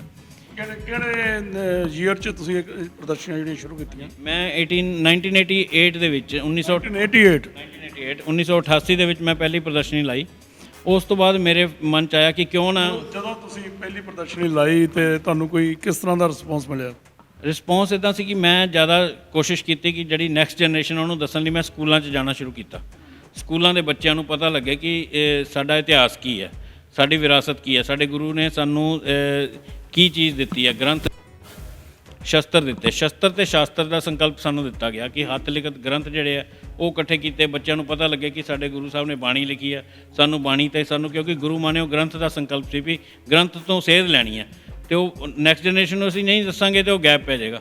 ਅਤੇ ਮੈਂ ਸਕੂਲਾਂ 'ਚ ਜਾ ਕੇ ਸ਼ੁਰੂ ਕੀਤਾ ਅਤੇ ਪਿਛਲੇ 34 ਸਾਲ 'ਚ ਮੈਂ ਲਗਭਗ ਮੇਰੀਆਂ 220 ਐਗਜ਼ੀਬਿਸ਼ਨ ਹੋ ਚੁੱਕੀਆਂ, ਹੈਰੀਟੇਜ ਪ੍ਰਦਰਸ਼ਨੀਆਂ ਜਿਹੜੀਆਂ ਲਾਈਆਂ। ਮੈਂ ਬੱਚਿਆਂ ਨੂੰ ਲੈਕਚਰਸ ਕਰਦਾ, ਨਾਨਕਸ਼ਾਹੀ ਸਿੱਕੇ ਕੀ ਹੁੰਦੇ ਆ, ਉਹ 'ਤੇ ਫਾਰਸੀ 'ਚ ਕੀ ਲਿਖਿਆ, ਉਹਦਾ ਇੰਗਲਿਸ਼ 'ਚ ਮੀਨਿੰਗ ਕੀ ਆ, ਤਾਂ ਉਹ ਮੈਂ ਕਰਦੇ ਜਦੋਂ ਮਤਲਬ 220 ਪ੍ਰਦਰਸ਼ਨੀਆਂ ਲਗਾ ਲਈਆਂ ਅਤੇ ਹੁਣ ਮੈਂ ਇਹ ਸੋਚਿਆ ਕਿਉਂ ਨਾ ਇਹ ਸਾਰਾ ਕੁਝ ਇੱਕ ਜਗ੍ਹਾ 'ਤੇ ਡਿਸਪਲੇ ਕਰਤਾ ਜਾਵੇ। ਨਰਿੰਦਰਪਾਲ ਸਿੰਘ, ਜਿਸ ਤਰ੍ਹਾਂ ਤੁਸੀਂ ਦੱਸਿਆ ਕਿ ਪਹਿਲੀ ਪ੍ਰਦਰਸ਼ਨੀ ਲਾਈ, ਇਕੱਲੇ ਸਿੱਕੇ ਸੀ ਉਦੋਂ? ਹਾਂਜੀ, ਅਤੇ ਇਕੱਲੇ ਸਿੱਕੇ ਵੀ ਸੀਗੇ, ਪਰ ਜਿਸ ਤਰ੍ਹਾਂ ਤੁਸੀਂ ਦੱਸਿਆ ਕਿ ਉਹ ਇਤਿਹਾਸ ਨਾਲ ਸੰਬੰਧਿਤ ਸੀ, ਇਹਦੇ ਲਈ ਸਟੱਡੀ ਬਹੁਤ ਕਰਨੀ ਪੈਂਦੀ ਹੈ। ਕੀ ਤੁਸੀਂ ਕੋਈ ਇਹਦੇ ਵਿਸ਼ੇਸ਼ ਕੋਈ ਕਲਾਸਾਂ ਲਈਆਂ ਜਾਂ ਆਪ ਸਟੱਡੀ ਕੀਤੀ, ਜਾਂ ਉਹਦੀ ਵੀ ਘੋਖ ਵੱਖਰੇ ਤੌਰ 'ਤੇ ਜਿਹੜੀ ਤੁਸੀਂ ਕੀਤੀ ਹੈ? ਹਾਂਜੀ, ਇਹਦੇ ਵਿੱਚ ਸਾਨੂੰ ਸਿੱਕਿਆਂ ਬਾਰੇ ਜਾਣਕਾਰੀ ਲੈਣ ਲਈ ਪਹਿਲਾਂ ਤਾਂ ਉਹਦੇ ਬਾਰੇ ਕੈਟਾਲੌਗਸ, ਜਿਹੜੀਆਂ ਕਿਤਾਬਾਂ ਛਪਦੀਆਂ, ਦੁਨੀਆ ਭਰ 'ਚ ਕਿਹੜਾ ਸਿੱਕਾ ਕਦੋਂ ਨਿਕਲਿਆ, ਕਿਹੜੀ ਮੈਟਲ ਸੀ, ਕਿਹੜੇ ਰਾਜੇ ਨੇ ਇਸ਼ੂ ਕੀਤਾ, ਕਿੰਨੀ ਕੁਆਂਟਿਟੀ ਸੀ ਉਹਦੀ, ਉਹ ਕਿਤਾਬਾਂ ਅਸੀਂ ਲੱਭਦੇ ਹਾਂ। ਫਿਰ ਇਹਦੀਆਂ ਇੱਕ ਇੰਟਰਨੈਸ਼ਨਲ ਲੈਵਲ 'ਤੇ ਸੰਸਥਾਵਾਂ ਬਣੀਆਂ ਹੋਈਆਂ, ਨਿਊਮਿਸਮੈਟਿਕ ਸੁਸਾਇਟੀਜ਼, ਜਿਹਦੇ ਵਿੱਚ ਸਾਰੇ ਕੋਇਨਸ ਕਲੈਕਟਰ ਆਉਂਦੇ ਆ, ਡੀਲਰਸ ਆਉਂਦੇ ਆ, ਉਹਨਾਂ ਦੀਆਂ ਪ੍ਰਦਰਸ਼ਨੀਆਂ ਹੁੰਦੀਆਂ, ਉੱਥੇ ਆਕਸ਼ਨਸ ਹੁੰਦੀਆਂ, ਅੱਜ ਕੱਲ੍ਹ ਆਕਸ਼ਨ ਵੀ ਹੁੰਦੀਆਂ। ਉਹ ਤੋਂ ਸਾਨੂੰ ਇਹ ਪਤਾ ਲੱਗਦਾ ਕਿ ਕਿਹੜੇ ਪੀਰੀਅਡ 'ਚ ਕਿਹੜੇ ਰਾਜੇ ਨੇ ਕਿਹੜੇ ਕਿਹੜੇ ਸਿੱਕੇ ਕੱਢੇ। ਅਸੀਂ ਉਹ ਸਾਰੀ ਸਟੱਡੀ ਕਰਦੇ ਹਾਂ। ਉਹ ਸਟੱਡੀ ਕਰਨ ਨਾਲ ਸਾਨੂੰ ਫਿਰ ਪਤਾ ਲੱਗਿਆ ਕਿ ਕਿਸ ਰਾਜੇ ਦੀਆਂ ਕਿੰਨੀਆਂ ਟਕਸਾਲਾਂ ਸੀ, ਉਹਨੇ ਕਿਹੜੇ ਕਿਹੜੇ ਇਲਾਕੇ ਜਿੱਤੇ, ਅਤੇ ਉਹ ਸਾਰੀ ਅਸੀਂ ਸਟੱਡੀ ਕਰਕੇ ਫਿਰ ਉਹਨੂੰ ਆਪਣੀ ਕਲੈਕਸ਼ਨ ਨੂੰ ਅਰੇਂਜ ਕਰਦੇ ਹਾਂ। ਇਹ ਜਿਹੜੇ ਸਿੱਕੇ ਆ, ਤੁਹਾਨੂੰ ਬਹੁਤ ਸਾਰਾ ਇਹਦੇ ਲਈ ਟਰੈਵਲ ਕਰਨਾ ਪੈਂਦਾ ਹੋਊਗਾ ਜਾਂ ਸਰਚ ਕਰਨੀ ਪੈਂਦੀ ਹੋਊ, ਕਿਵੇਂ ਪਤਾ ਕਰਦੇ ਹੋ ਕਿ ਸਿੱਕੇ ਜਿਹੜੇ ਆ ਅਵੇਲੇਬਲ ਹੈਗੇ ਕਿਤੇ ਨਾ ਕਿਤੇ? ਹਾਂਜੀ, ਇਹਦੇ ਲਈ ਸਾਨੂੰ ਬਹੁਤ ਮੁਸ਼ਕਿਲ ਵੀ ਆਈ, ਕਿਉਂਕਿ ਸ਼ੁਰੂ 'ਚ ਕੀ ਸੀ, ਅੱਜ ਤੋਂ ਜਦੋਂ ਇਹਦੇ ਬਾਰੇ ਇੰਨੀ ਅਵੇਅਰਨੈਸ ਨਹੀਂ ਸੀ, ਜਦੋਂ ਇੰਟਰਨੈਟ ਵੀ ਨਹੀਂ ਸੀ, ਅੱਜ ਤੋਂ 30 ਸਾਲ ਪਹਿਲਾਂ ਇੰਡੀਆ ਦੇ ਵਿੱਚ ਇੰਟਰਨੈਟ ਨਹੀਂ ਸੀ, ਕੋਈ ਸੋਸ਼ਲ ਮੀਡੀਆ ਨਹੀਂ ਸੀ। ਜਿਹੜੇ ਪਿੰਡਾਂ 'ਚ ਆਮ ਘਰਾਂ 'ਚ ਸਿੱਕੇ ਚਾਂਦੀ ਦੇ ਪੁਰਾਣੇ ਬਜ਼ੁਰਗਾਂ ਨੇ ਸਾਂਭੇ ਹੁੰਦੇ ਆ, ਉਹ ਲੋਕ ਕੀ ਕਰਦੇ ਸੀ, ਜੁਐਲਰੀ ਬਣਾਉਣ ਲਈ ਸੁਨਿਆਰਿਆਂ ਨੂੰ ਉਹ ਸਿੱਕੇ ਜਾ ਕੇ ਵੇਚਦੇ ਸੀ ਕਿ ਸਾਨੂੰ ਗਹਿਣੇ ਬਣਾ ਦਿਓ। ਅਤੇ ਬੈਡ ਲੱਕ ਇਹ ਰਿਹਾ ਕਿ ਉਹ ਪਹਿਲਾਂ ਜਿਹੜੇ ਸੁਨਿਆਰੇ ਸੀ ਉਹ ਸਿੱਕਿਆਂ ਨੂੰ ਪਿਘਾਲ ਕੇ ਮੈਟਲ ਲੈ ਲੈਂਦੇ ਸੀ ਉੱਥੋਂ। ਅਤੇ ਅਸੀਂ ਉਹਨਾਂ ਸੁਨਿਆਰਿਆਂ ਨੂੰ ਅਪਰੋਚ ਕੀਤਾ ਕਿ ਤੁਸੀਂ ਚਾਂਦੀ, ਇਹਨੂੰ ਤੁਸੀਂ, ਸਾਡਾ ਇਤਿਹਾਸ ਹੀ ਖਤਮ ਹੋ ਜਾਏਗਾ, ਇਹ ਸਾਡੀ ਇੱਕ ਧਰੋਹਰ ਹੈ, ਇਹਨੂੰ ਤੁਸੀਂ ਸਾਂਭਣਾ, ਅਤੇ ਤੁਸੀਂ ਸਾਡੇ ਕੋਲੋਂ ਮੈਟਲ ਵੈਲਿਊ ਨਾਲੋਂ ਵੱਧ ਪੈਸੇ ਲੈ ਲਓ। ਅਸੀਂ ਦੁੱਗਣੇ ਤਿੱਗਣੇ ਮੁੱਲ 'ਤੇ ਵੀ ਉਹਨਾਂ ਕੋਲੋਂ ਸਿੱਕੇ ਮੈਟਲ ਨਾਲੋਂ ਵੱਧ ਲੈਣੇ ਤਾਂ ਕਿ ਉਹ ਸਿੱਕਾ ਢਲ ਨਾ ਜਾਵੇ। ਉਹਨਾਂ ਜੂਲਰਸ ਕੋਲੋਂ ਇਕੱਠੇ ਕੀਤੇ। ਸਾਨੂੰ ਕਿਤੋਂ ਵੀ ਪਤਾ ਲੱਗਦਾ ਸੀ ਕਿ ਕਿਸੇ ਸ਼ਹਿਰ 'ਚ, ਕਿਸੇ ਪਿੰਡ 'ਚ, ਕਈਆਂ ਦੇ, ਹੁਣ ਜਿਵੇਂ ਮੈਂ ਪ੍ਰਦਰਸ਼ਨੀ ਦਾ ਦੱਸਿਆ ਤੁਹਾਨੂੰ, ਕਈਆਂ ਨੇ ਇਹ ਵੀ ਕਹਿਣਾ ਕਿ ਸਾਡੇ ਘਰ 'ਚ ਵੀ ਸਿੱਕੇ ਪਏ ਆ, ਉਹਨਾਂ ਘਰਾਂ 'ਚੋਂ ਮਿਲਣੇ, ਜਾਂ ਕਈ ਇਹੋ ਜਿਹੇ ਰਜਵਾੜੇ ਫੈਮਲੀਜ਼ ਹੈ ਪੁਰਾਣੀਆਂ, ਉਹ ਪਰਿਵਾਰ ਜਿਹੜੇ ਰਾਜੇ ਮਹਾਰਾਜਿਆਂ ਦੇ ਦਰਬਾਰਾਂ ਦੇ ਵਿੱਚ ਉਹਨਾਂ ਦੇ ਅਹਿਲਕਾਰ ਸੀ, ਜਾਂ ਉਹਨਾਂ ਨੂੰ ਰਾਜਿਆਂ ਵੱਲੋਂ ਗਿਫਟ ਮਿਲਦੇ ਸੀ, ਅਸੀਂ ਉਹਨਾਂ ਪਰਿਵਾਰਾਂ 'ਚੋਂ, ਸੁਨਿਆਰਿਆਂ ਕੋਲੋਂ, ਕਿਤੋਂ ਵੀ ਸਾਨੂੰ ਕੋਈ ਚੀਜ਼ ਜਿੱਥੋਂ ਪਤਾ ਲੱਗਦਾ ਉੱਥੋਂ ਉਹ ਚੀਜ਼। ਪਰ ਜਿਵੇਂ ਤੁਸੀਂ ਗੱਲ ਕੀਤੀ ਆ ਕਿ ਸੁਨਿਆਰਿਆਂ ਤੋਂ ਤੁਸੀਂ ਲਏ ਅਤੇ ਉੱਥੋਂ ਖਰੀਦਣੇ ਪਏ, ਤੁਹਾਡੀ ਕਿਸੇ ਸੰਸਥਾ ਨੇ ਜਾਂ ਕਿਸੇ ਸਰਕਾਰੀ ਤੌਰ 'ਤੇ ਜਾਂ ਕਿਸੇ ਹੋਰ ਤਰੀਕੇ ਨਾਲ ਕੋਈ ਹੈਲਪ ਹੋਈ ਕਦੇ ਨਾ ਕਦੇ? ਨਹੀਂ, ਹੈਲਪ ਤਾਂ ਕੀ ਹੋਣੀ ਇੰਡੀਆ ਦੇ ਵਿੱਚ ਵੈਸੇ ਵੀ ਮੈਨੂੰ ਦੱਸਣ 'ਚ ਕੋਈ ਝਿਜਕ ਨਹੀਂ ਕਿ ਇੱਥੇ ਮਰਨ ਤੋਂ ਬਾਅਦ ਬੰਦੇ ਦੀ ਕਦਰ ਪੈਂਦੀ ਹੈ। ਮਰਨ ਤੋਂ ਬਾਅਦ ਉਹਦਾ ਸੜਕ ਦਾ ਨਾਂ ਰੱਖਤਾ ਜਾਂਦਾ ਭਾਈ ਫਲਾਣਾ ਸਿੰਘ ਰੋਡ, ਫਲਾਣਾ ਸਿੰਘ ਚੌਂਕ। ਜੀਂਦੇ ਜੀ ਉਹਨਾਂ ਨੂੰ ਕੋਈ ਕਦਰ ਨਹੀਂ ਹੁੰਦੀ ਇਹਦੇ ਲਈ, ਕਿਉਂਕਿ ਹਰੇਕ ਦੇ ਆਪਣੇ ਪੋਲੀਟੀਕਲ ਮੋਟੀਵੇਸ਼ਨ, ਹਰੇਕ ਦੇ ਆਪਣੇ ਮੋਟਿਵਸ ਆ। ਉਹ ਦੇਖਦੇ ਕਿ ਸਾਨੂੰ ਇਹ 'ਚੋਂ ਕੀ ਫਾਇਦਾ। ਹੈਰੀਟੇਜ ਨੂੰ ਸੰਭਾਲਣ ਲਈ ਕਿਸੇ ਸੰਸਥਾ ਦਾ, ਚਾਹੇ ਉਹ ਸਿੱਖਾਂ ਦੀ ਕਿਸੇ ਸਿਰਮੌਰ ਜਥੇਬੰਦੀਆਂ ਵਾ, ਉਹਨਾਂ ਦੇ ਹਜ਼ਾਰਾਂ ਕਰੋੜ ਦੇ ਬਜਟ ਹੈ। ਮੈਨੂੰ ਕੋਈ ਕਹਿਣ 'ਚ ਗਰੇਜ਼ ਨਹੀਂ ਹੈ ਕਿ SGPC ਦਾ 1120 ਕਰੋੜ ਦਾ ਐਨੂਅਲ ਬਜਟ ਹੈ, ਅਤੇ SGPC ਦਾ ਆਪਣਾ ਦਰਬਾਰ ਸਾਹਿਬ ਜਿਹੜਾ ਕੇਂਦਰੀ ਸਿੱਖ ਅਜਾਇਬ ਘਰ ਆ, ਉਹਨਾਂ ਕੋਲ ਸਿਰਫ 30 ਸਿੱਕੇ ਹੈ। ਅੱਛਾ, ਅਤੇ ਮੇਰੇ ਕੋਲ ਉਹਦੇ ਨਾਲ ਦੇ 500 ਸਿੱਕੇ ਹੈ। ਮੇਰਾ ਸਵਾਲ ਹੀ ਅਗਲਾ ਇਹ ਸੀ ਵੀ ਤੁਹਾਡੇ ਕੋਲ ਕਿੰਨੇ ਹੁਣ ਤੱਕ ਸਿੱਕੇ ਹੋ ਚੁੱਕੇ? ਮੈਂ ਉਹੀ ਤੁਹਾਨੂੰ ਦੱਸਣਾ ਚਾਹੁੰਦਾ ਕਿ SGPC ਕੋਲ ਜਿਹੜੇ ਕਰੋੜਾਂ ਦੇ ਬਜਟ ਦੇ ਬਾਵਜੂਦ ਵੀ ਉਹ ਆਪਣੀ ਵਿਰਾਸਤ ਨੂੰ ਸੰਭਾਲਣ ਵੱਲ ਉਹਨਾਂ ਦਾ ਧਿਆਨ ਨਹੀਂ ਹੈ। ਅੱਜ ਕੱਲ੍ਹ ਕੀ ਹੈ ਕਿ ਹਾਂ, ਪਹਿਲਾਂ ਇੱਥੇ ਪਲਸਤਰ ਹੋਇਆ, ਇਹਨੂੰ ਉਤਾਰ ਕੇ ਮਾਰਬਲ ਲਾ ਦਿਓ, ਮਾਰਬਲ ਉਤਾਰ ਕੇ ਗ੍ਰੇਨਾਈਟ ਲਾ ਦਿਓ, ਫਿਰ ਉੱਤੇ ਗੁੰਬਦ 'ਤੇ ਸੋਨਾ ਚੜ੍ਹਾ ਦਿਓ। ਉਸ ਸਾਰੇ ਸੋਨੇ ਨਾਲ ਜਾਂ ਮਾਰਬਲ ਨਾਲ ਕਿਸੇ ਅਗਲੀ ਪੀੜ੍ਹੀ ਨੂੰ ਕੋਈ ਸੇਧ ਨਹੀਂ ਮਿਲਦੀ। ਹੁਣ ਲੋੜ ਆ ਕਿ ਉਹ ਚੀਜ਼ਾਂ ਦੇ ਜਿਹੜੀ ਖਰਚਾ ਬੰਦ ਕਰਕੇ ਆਪਣੀ ਵਿਰਾਸਤ ਨੂੰ ਸੰਭਾਲਣ ਵੱਲ ਵੀ ਧਿਆਨ ਦਿੱਤਾ ਜਾਵੇ।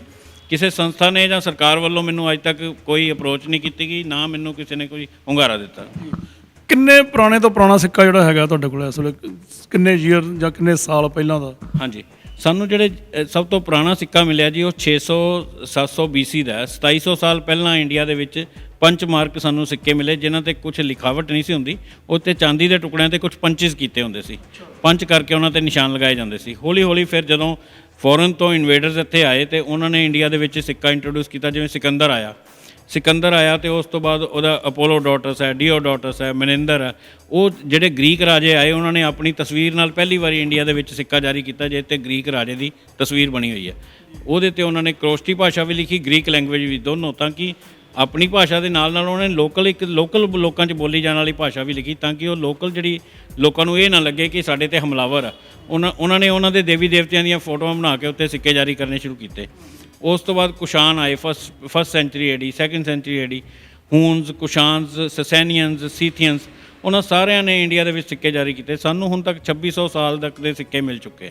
ਵਾਹ ਜੀ ਵਾਹ, ਬਹੁਤ ਅੱਛੇ ਆ। ਦੋਸਤੋ, ਤੁਸੀਂ ਦੇਖ ਸਕਦੇ ਹੋ ਕਿ ਨਰਿੰਦਰਪਾਲ ਸਿੰਘ ਹੋਰਾਂ ਨੇ ਬਹੁਤ ਅਹਿਮ ਜਿਹੜੀ ਭੂਮਿਕਾ ਨਿਭਾਈ ਆ ਕਲੈਕਸ਼ਨ ਕਰਨ 'ਚ। ਇਹ ਕੋਈ ਸਿਰਫ ਸ਼ੌਂਕ ਨਾਲ ਹੀ ਕੰਮ ਹੋ ਸਕਦੇ ਆ, ਇਕੱਲਾ ਸ਼ੌਂਕ ਹੀ ਪੂਰਾ ਨਹੀਂ ਕੀਤਾ, ਬਲਕਿ ਇਹਨਾਂ ਨੇ ਆਪਣੀ ਆਉਣ ਵਾਲੀ ਪੀੜ੍ਹੀ, ਆਉਣ ਵਾਲੀ ਨਸਲ, ਉਹਨਾਂ ਨੂੰ ਵੀ ਸੇਧ ਦੇਣ ਲਈ, ਉਹਨਾਂ ਨੂੰ ਇਤਿਹਾਸ ਬਾਰੇ ਜਾਣਕਾਰੀ ਦੇਣ ਲਈ ਇਹ ਜਿਹੜੇ ਸਿੱਕੇ ਆ, ਇਹ ਇੱਕ ਬਹੁਤ ਅਹਿਮ ਰੋਲ ਅਦਾ ਕਰਦੇ ਆ। ਉਹ ਸੰਭਾਲੇ ਆ ਅਤੇ ਉਹ ਅੱਜ ਇਹਨਾਂ ਕੋਲ ਬਹੁਤ ਵੱਡੀ ਵਿਰਾਸਤ ਜੇ ਕਹੀਏ ਅਤੇ ਉਹ ਪਈ ਆ। ਨਰਿੰਦਰਪਾਲ ਸਿੰਘ ਜੀ, ਤੁਸੀਂ ਸਿਰਫ ਸਿੱਖ ਸਿਆਸਤ ਨਾਲ ਸੰਬੰਧਿਤ ਹੀ ਸਿੱਕੇ ਰੱਖੇ ਕਿ ਹੋਰ ਵੀ ਜਿਹੜੇ ਦੂਜੇ ਰਾਜੇ ਹੋਏ ਆ ਜਾਂ ਹੋਰ ਹੋਏ ਆ? ਨਹੀਂ, ਐਕਚੁਅਲੀ ਕੀ ਹੈ ਕਿ ਸਿੱਖ ਪੀਰੀਅਡ ਜਿਹੜਾ ਸਾਡਾ ਸਟਾਰਟ ਹੁੰਦਾ, ਜਿਹੜੇ ਕੋਇਨ ਸਟਾਰਟ ਹੋਏ ਆ, ਉਹ ਗੁਰੂ ਸਾਹਿਬ ਦੇ ਪੀਰੀਅਡ ਤੋਂ ਬਾਅਦ, ਕਿਉਂਕਿ ਗੁਰੂ ਗੋਬਿੰਦ ਸਿੰਘ ਜੀ ਤੱਕ ਮੁਗਲਾਂ ਦਾ ਰਾਜ ਸੀਗਾ। ਉਸ ਤੋਂ ਬਾਅਦ ਸਿੱਖ ਜਿਹੜੇ ਆ ਗੁਰਿੱਲਾ ਵਾਰ 'ਚ ਲੱਗ ਗਏ, ਉਹਨਾਂ ਨੂੰ ਜ਼ੁਲਮ ਕਰਕੇ ਇੱਥੋਂ ਛੱਡ ਕੇ ਜਾਣਾ ਵੀ ਪਹਾੜਾਂ 'ਚ ਨੱਸਣਾ ਪਿਆ। ਹੌਲੀ ਹੌਲੀ ਜਦੋਂ ਬੰਦਾ ਬਹਾਦਰ ਦੀ ਇਨਵੇਸ਼ਨ ਤੋਂ ਬਾਅਦ ਬੰਦਾ ਬਹਾਦਰ ਨੇ ਸਰਹੰਦ ਫਤਿਹ ਕੀਤਾ, ਉਸ ਤੋਂ ਬਾਅਦ ਸਿੱਖ ਮਿਸਲਾਂ ਨੇ ਕੰਟਰੋਲ ਕੀਤਾ। ਬੰਦਾ ਬਹਾਦਰ ਦੇ ਜਾਣ ਤੋਂ ਬਾਅਦ ਵੀ 1765 'ਚ ਜਦੋਂ ਸਿੱਖ ਮਿਸਲਾਂ ਨੇ ਲਾਹੌਰ 'ਤੇ ਕਬਜ਼ਾ ਕੀਤਾ, ਅਤੇ ਸਭ ਤੋਂ ਪਹਿਲਾ ਸਿੱਕਾ ਲਾਹੌਰ ਤੋਂ 1765 'ਚ ਨਿਕਲਿਆ। ਉਸ ਤੋਂ ਪਹਿਲੇ ਜਿਹੜੇ ਸਿੱਕੇ ਆ, ਮੇਰੀ ਕੋਸ਼ਿਸ਼ ਇਹ ਸੀ ਕਿ ਪੂਰੇ ਪੰਜਾਬ ਦਾ ਇਤਿਹਾਸ ਜਦੋਂ ਅਸੀਂ ਇਕੱਠਾ ਕਰਨ ਲੱਗਿਆ, ਫਿਰ ਉਹਨੂੰ ਅਸੀਂ ਇੱਕ ਧਰਮ ਦੇ ਹੱਦ 'ਚ ਬੰਨ੍ਹ ਨਹੀਂ ਸਕਦੇ। ਉਹਦੇ ਵਿੱਚ ਮੈਂ ਫਿਰ ਪੂਰਾ ਕੀਤਾ ਕਿ ਜਿਹੜਾ ਪੰਜਾਬ 'ਚ ਸਿੱਖਾਂ ਤੋਂ ਪਹਿਲਾਂ ਕੌਣ ਸੀ, ਮੁਗਲ ਆਏ, ਮੁਗਲਾਂ ਤੋਂ ਪਹਿਲਾਂ ਮਿਡੀਵਲ ਪੀਰੀਅਡ ਸੀ, ਕਿਹਨੇ ਪੰਜਾਬ 'ਤੇ ਰਾਜ ਕੀਤਾ, ਉਹਦੀਆਂ ਕਿੰਨੀਆਂ ਟਕਸਾਲਾਂ ਸੀ। ਉਸ ਸਿੱਕੇ ਤੋਂ ਸਾਨੂੰ ਪਤਾ ਲੱਗ ਜਾਂਦਾ ਕਿ ਉਸ ਟਾਈਮ ਕਲਚਰ ਕਿੱਦਾਂ ਦਾ ਸੀ, ਉਹਨਾਂ ਦੇ ਉੱਤੇ ਜਿਹੜੀ ਉੱਤੇ ਭਾਸ਼ਾ ਲਿਖੀ ਗਈ ਹੈ ਉਹ ਕਿੰਨੀ ਵਧੀਆ ਸੀ। ਅਸੀਂ ਉਹ ਸਾਰੇ, ਮੈਂ ਸਾਰਾ ਇਤਿਹਾਸ ਇਕੱਲਾ ਸਿੱਖਾਂ ਦਾ ਨਹੀਂ, ਜਿੰਨੇ ਰੂਲਰਸ ਆਏ ਆ ਪੰਜਾਬ 'ਚ, ਉਹਨਾਂ ਸਾਰਿਆਂ ਦੇ ਸਿੱਕੇ ਇਕੱਠੇ ਕੀਤੇ ਕਿ ਇੱਕ 2600 ਸਾਲ ਦੀ ਪੰਜਾਬ ਦੀ ਕਹਾਣੀ ਸਿੱਕਿਆਂ ਦੀ ਜ਼ੁਬਾਨੀ। ਇੱਕ ਜਿਵੇਂ ਹੁਣ ਮਾਡਰਨ ਸਿੱਕੇ ਆ ਵੱਖ-ਵੱਖ ਦੇਸ਼ਾਂ ਦੇ, ਕੀ ਤੁਸੀਂ ਉਹਦੀ ਵੀ ਕਲੈਕਸ਼ਨ ਕੀਤੀ? ਹਾਂਜੀ, ਫੋਰਨ ਦੇ ਕੋਇਨਸ ਜਿਹੜੇ ਆ, ਕਿਉਂਕਿ ਸਾਡੇ ਕੁਝ ਕੰਟਰੀਜ਼ ਤਾਂ ਇਹੋ ਜਿਹੇ ਜਿਨ੍ਹਾਂ 'ਚ ਸਾਡੇ ਪੰਜਾਬ ਦੇ ਲੋਕ ਬਹੁਤ ਜ਼ਿਆਦਾ ਮਤਲਬ ਗਏ ਹੋਏ ਆ, ਕਾਫੀ ਸਾਲਾਂ ਤੋਂ ਮਤਲਬ ਪੰਜਾਬ ਤੋਂ ਬਾਹਰ ਜਾ ਰਹੇ। ਅਤੇ ਉਹ ਪਹਿਲਾਂ ਸ਼ੁਰੂਆਤ ਹੋਈ ਸੀ ਇਹ ਜਦੋਂ ਫਸਟ ਵਰਲਡ ਵਾਰ 'ਚ ਜਿਹੜੇ ਪੰਜਾਬੀ ਫੌਜੀ ਸੀਗੇ, ਪੰਜਾਬ ਦੇ ਸਿੱਖ ਫੌਜੀ ਵੀ ਸੀ, ਸਿੱਖ ਰੈਜੀਮੈਂਟ ਸੀ, ਇਹ ਉਦੋਂ ਬ੍ਰਿਟਿਸ਼ ਆਰਮੀ ਦੇ ਨਾਲ ਅਲੱਗ-ਅਲੱਗ ਥਾਵਾਂ 'ਤੇ ਇਟਲੀ, ਅਫਰੀਕਾ, ਬਰਮਾ, ਇੰਗਲੈਂਡ, ਜਿੱਥੇ ਫੌਜਾਂ ਗਈਆਂ ਉੱਥੇ ਸਿੱਖ ਲੜਾਈ ਖਤਮ ਹੋਣ ਤੋਂ ਬਾਅਦ ਉੱਥੇ ਵਸ ਗਏ। ਇਹ ਜਿਹੜਾ ਇਹ ਇਤਿਹਾਸ ਸੀ, ਉਸ ਤੋਂ ਬਾਅਦ ਜਦੋਂ ਅਲੱਗ-ਅਲੱਗ ਦੇਸ਼ਾਂ 'ਚ ਜ਼ਿਆਦਾ ਵਪਾਰ ਲਈ ਜਾਣਾ ਸ਼ੁਰੂ ਕੀਤਾ, ਨੌਕਰੀਆਂ ਲਈ ਜਾਣਾ ਸ਼ੁਰੂ ਕੀਤਾ, ਅਤੇ ਉਹਦੇ ਵਿੱਚ ਕੁਝ ਕੰਟਰੀਜ਼ ਤਾਂ ਹੈ ਜਿਹੜੇ ਇੰਗਲੈਂਡ ਹੈ, ਕੈਨੇਡਾ ਹੈ, ਆਸਟ੍ਰੇਲੀਆ, ਅਮਰੀਕਾ ਤੋਂ, ਜਰਮਨੀ ਤੋਂ, ਜਿੱਥੇ ਸਾਡੇ ਬੰਦੇ ਜਾਂਦੇ ਸੀ ਉਹ ਸਿੱਕੇ ਲਿਆਉਂਦੇ ਸੀ। ਉਸ ਤੋਂ ਬਾਅਦ ਫਿਰ ਅਸੀਂ ਦੇਖਿਆ ਕਿ ਇਹ ਕਾਮਨ 25-26 ਕੰਟਰੀਜ਼ ਦੇ ਕੋਇਨ ਸਾਡੇ ਕੋਲ ਆ ਗਏ ਤੇ ਹੋਰ ਦੇਸ਼ ਦੁਨੀਆ 'ਚ ਜਿੰਨੇ ਉਹਨਾਂ ਦੇ ਸਿੱਕੇ ਪੈਦਾ ਕੀਤੇ ਜਾਣ। ਫਿਰ ਅਸੀਂ ਉਹਨਾਂ ਨਾਲ ਪੈਨ ਫਰੈਂਡਸ਼ਿਪ ਹੁੰਦੀ ਸੀ, ਕੋਈ ਉਦੋਂ ਬੰਦੇ ਬਾਹਰੋਂ ਆਉਂਦੇ ਸੀ, ਉਹ ਉੱਥੋਂ ਦੇ ਕੋਇਨ ਸਾਨੂੰ ਦਿੰਦੇ ਸੀ, ਅਸੀਂ ਉਹਨਾਂ ਨੂੰ ਇੰਡੀਆ ਦਾ ਕੋਇਨ ਐਕਸਚੇਂਜ 'ਚ ਕਰਦੇ ਸੀ।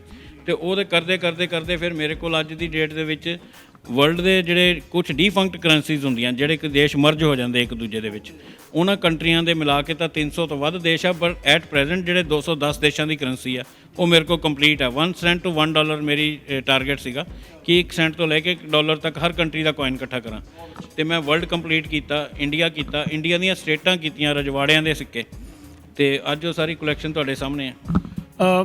ਸਿੱਕਿਆਂ ਦੀ ਗੱਲ ਆਪਾਂ ਕਾਫੀ ਕਰ ਲਈ ਹੈ। ਜੇ ਮੈਂ ਕਹਿੰਦਾ ਵੀ ਹੋਰ ਵੀ ਕਰੀ ਗਏ, ਵੀ ਤੁਹਾਡੇ ਕੋਲ ਸਮਾਨ ਹੀ ਇੰਨਾ ਪਿਆ ਕਿ ਤੁਸੀਂ ਬਹੁਤ, ਮੈਨੂੰ ਪਤਾ ਵੀ ਲੰਮੇ ਸਮੇਂ ਤੱਕ ਇਕੱਲੇ ਸਿੱਕਿਆਂ ਬਾਰੇ ਹੀ ਬੋਲ ਸਕਦੇ ਹੋ, ਕਿਉਂਕਿ ਮੈਂ ਜਦੋਂ ਤੁਹਾਡੇ ਘਰ ਗਿਆ ਸੀ ਤੇ 4-5 ਕਮਰੇ ਤਾਂ ਮੈਨੂੰ ਇਸ ਤਰ੍ਹਾਂ ਦਿਖੇ ਆ ਵੀ ਤੁਹਾਡਾ ਹੋਰ ਕੋਈ ਫਰਨੀਚਰ ਉੱਥੇ ਨਹੀਂ ਪਿਆ, ਸਿਰਫ ਜੋ ਵੀ ਜਿਹੜਾ ਅੰਟੀਕ ਸਮਾਨ ਜਾਂ ਕੋਈ ਇਤਿਹਾਸਕ ਸਮਾਨ ਜਾਂ ਵਿਰਾਸਤੀ ਸਮਾਨ ਸੀ, ਸਿਰਫ ਉਹ ਦੇਖਣ ਨੂੰ ਸਾਨੂੰ ਮਿਲਿਆ।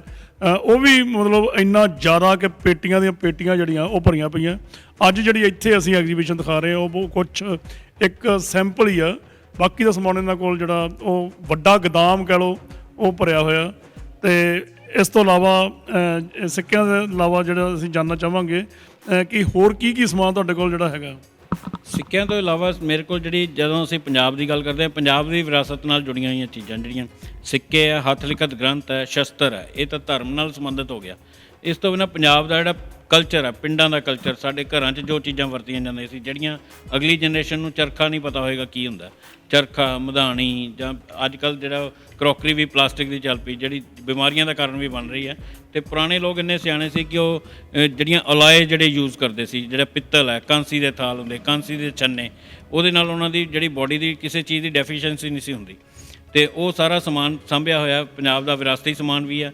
ਉਸ ਤੋਂ ਇਲਾਵਾ ਜਿਹੜੇ ਸਾਡੇ ਆਰਟ ਨਾਲ ਰਿਲੇਟਡ ਚੀਜ਼ਾਂ, ਪੇਂਟਿੰਗਸ ਹੈ, ਕੈਮਰਾ ਫੋਟੋਗ੍ਰਾਫਸ ਹੈ, ਜਾਂ ਫਿਰ ਜਿਹੜੀਆਂ ਪ੍ਰੀ ਹਿਸਟੋਰਿਕ ਚੀਜ਼ਾਂ, ਜਿਹੜੀਆਂ ਕਿ ਪੁਰਾਣੇ ਪਿੰਡ ਥੇ ਬਣ ਗਏ, ਉਹਨਾਂ ਥਿਆਂ 'ਚੋਂ ਜਿਹੜਾ ਸਮਾਨ ਖੁਦਾਈ 'ਚੋਂ ਨਿਕਲਦਾ। ਸਾਡੇ ਖੇਤਾਂ ਦੇ ਵਿੱਚ ਟਰੈਕਟਰ ਚਲਾਉਂਦੇ ਆ, ਮੀਂਹ ਪੈਂਦਾ, ਬਾਰਿਸ਼ ਨਾਲ ਮਿੱਟੀ ਖੁਰਦੀ ਆ, ਮਿੱਟੀ ਦੇ ਕੋਈ ਕੁੱਜੀਆਂ, ਮਿੱਟੀ ਦੀ ਪੋਟਰੀ ਨਿਕਲਦੀ ਹੈ, ਜਾਂ ਭਾਂਡੇ, ਜਾਂ ਐਕਚੁਅਲੀ ਕੀ ਆ, ਉਹ ਲੇਅਰਸ ਹੁੰਦੀਆਂ। ਇੱਕ ਜਦੋਂ ਕਿਤੇ ਕੋਈ ਪਿੰਡ ਥੇ ਬਣ ਜਾਂਦਾ ਸੀ ਤੇ ਹਜ਼ਾਰਾਂ ਸਾਲ ਬਾਅਦ ਜਦੋਂ ਖੁਦਾਈ ਹੁੰਦੀ ਹੈ ਤੇ ਉਹਦੇ ਵਿੱਚ ਇੱਕ ਲੇਅਰਸ ਬਣੀਆਂ ਹੁੰਦੀਆਂ। ਉਹਨਾਂ ਲੇਅਰਸ ਤੋਂ ਸਾਨੂੰ ਉਸ ਜਗ੍ਹਾ ਤੋਂ ਜਿਹੜੇ ਬੋਨ ਐਸ਼, ਹੱਡੀਆਂ ਮਿਲਦੀਆਂ, ਬਰਤਨ ਮਿਲਦੇ ਆ ਪੁਰਾਣੇ, ਉਹਨਾਂ 'ਚ ਸਿੱਕੇ ਵੀ ਮਿਲਦੇ ਆ।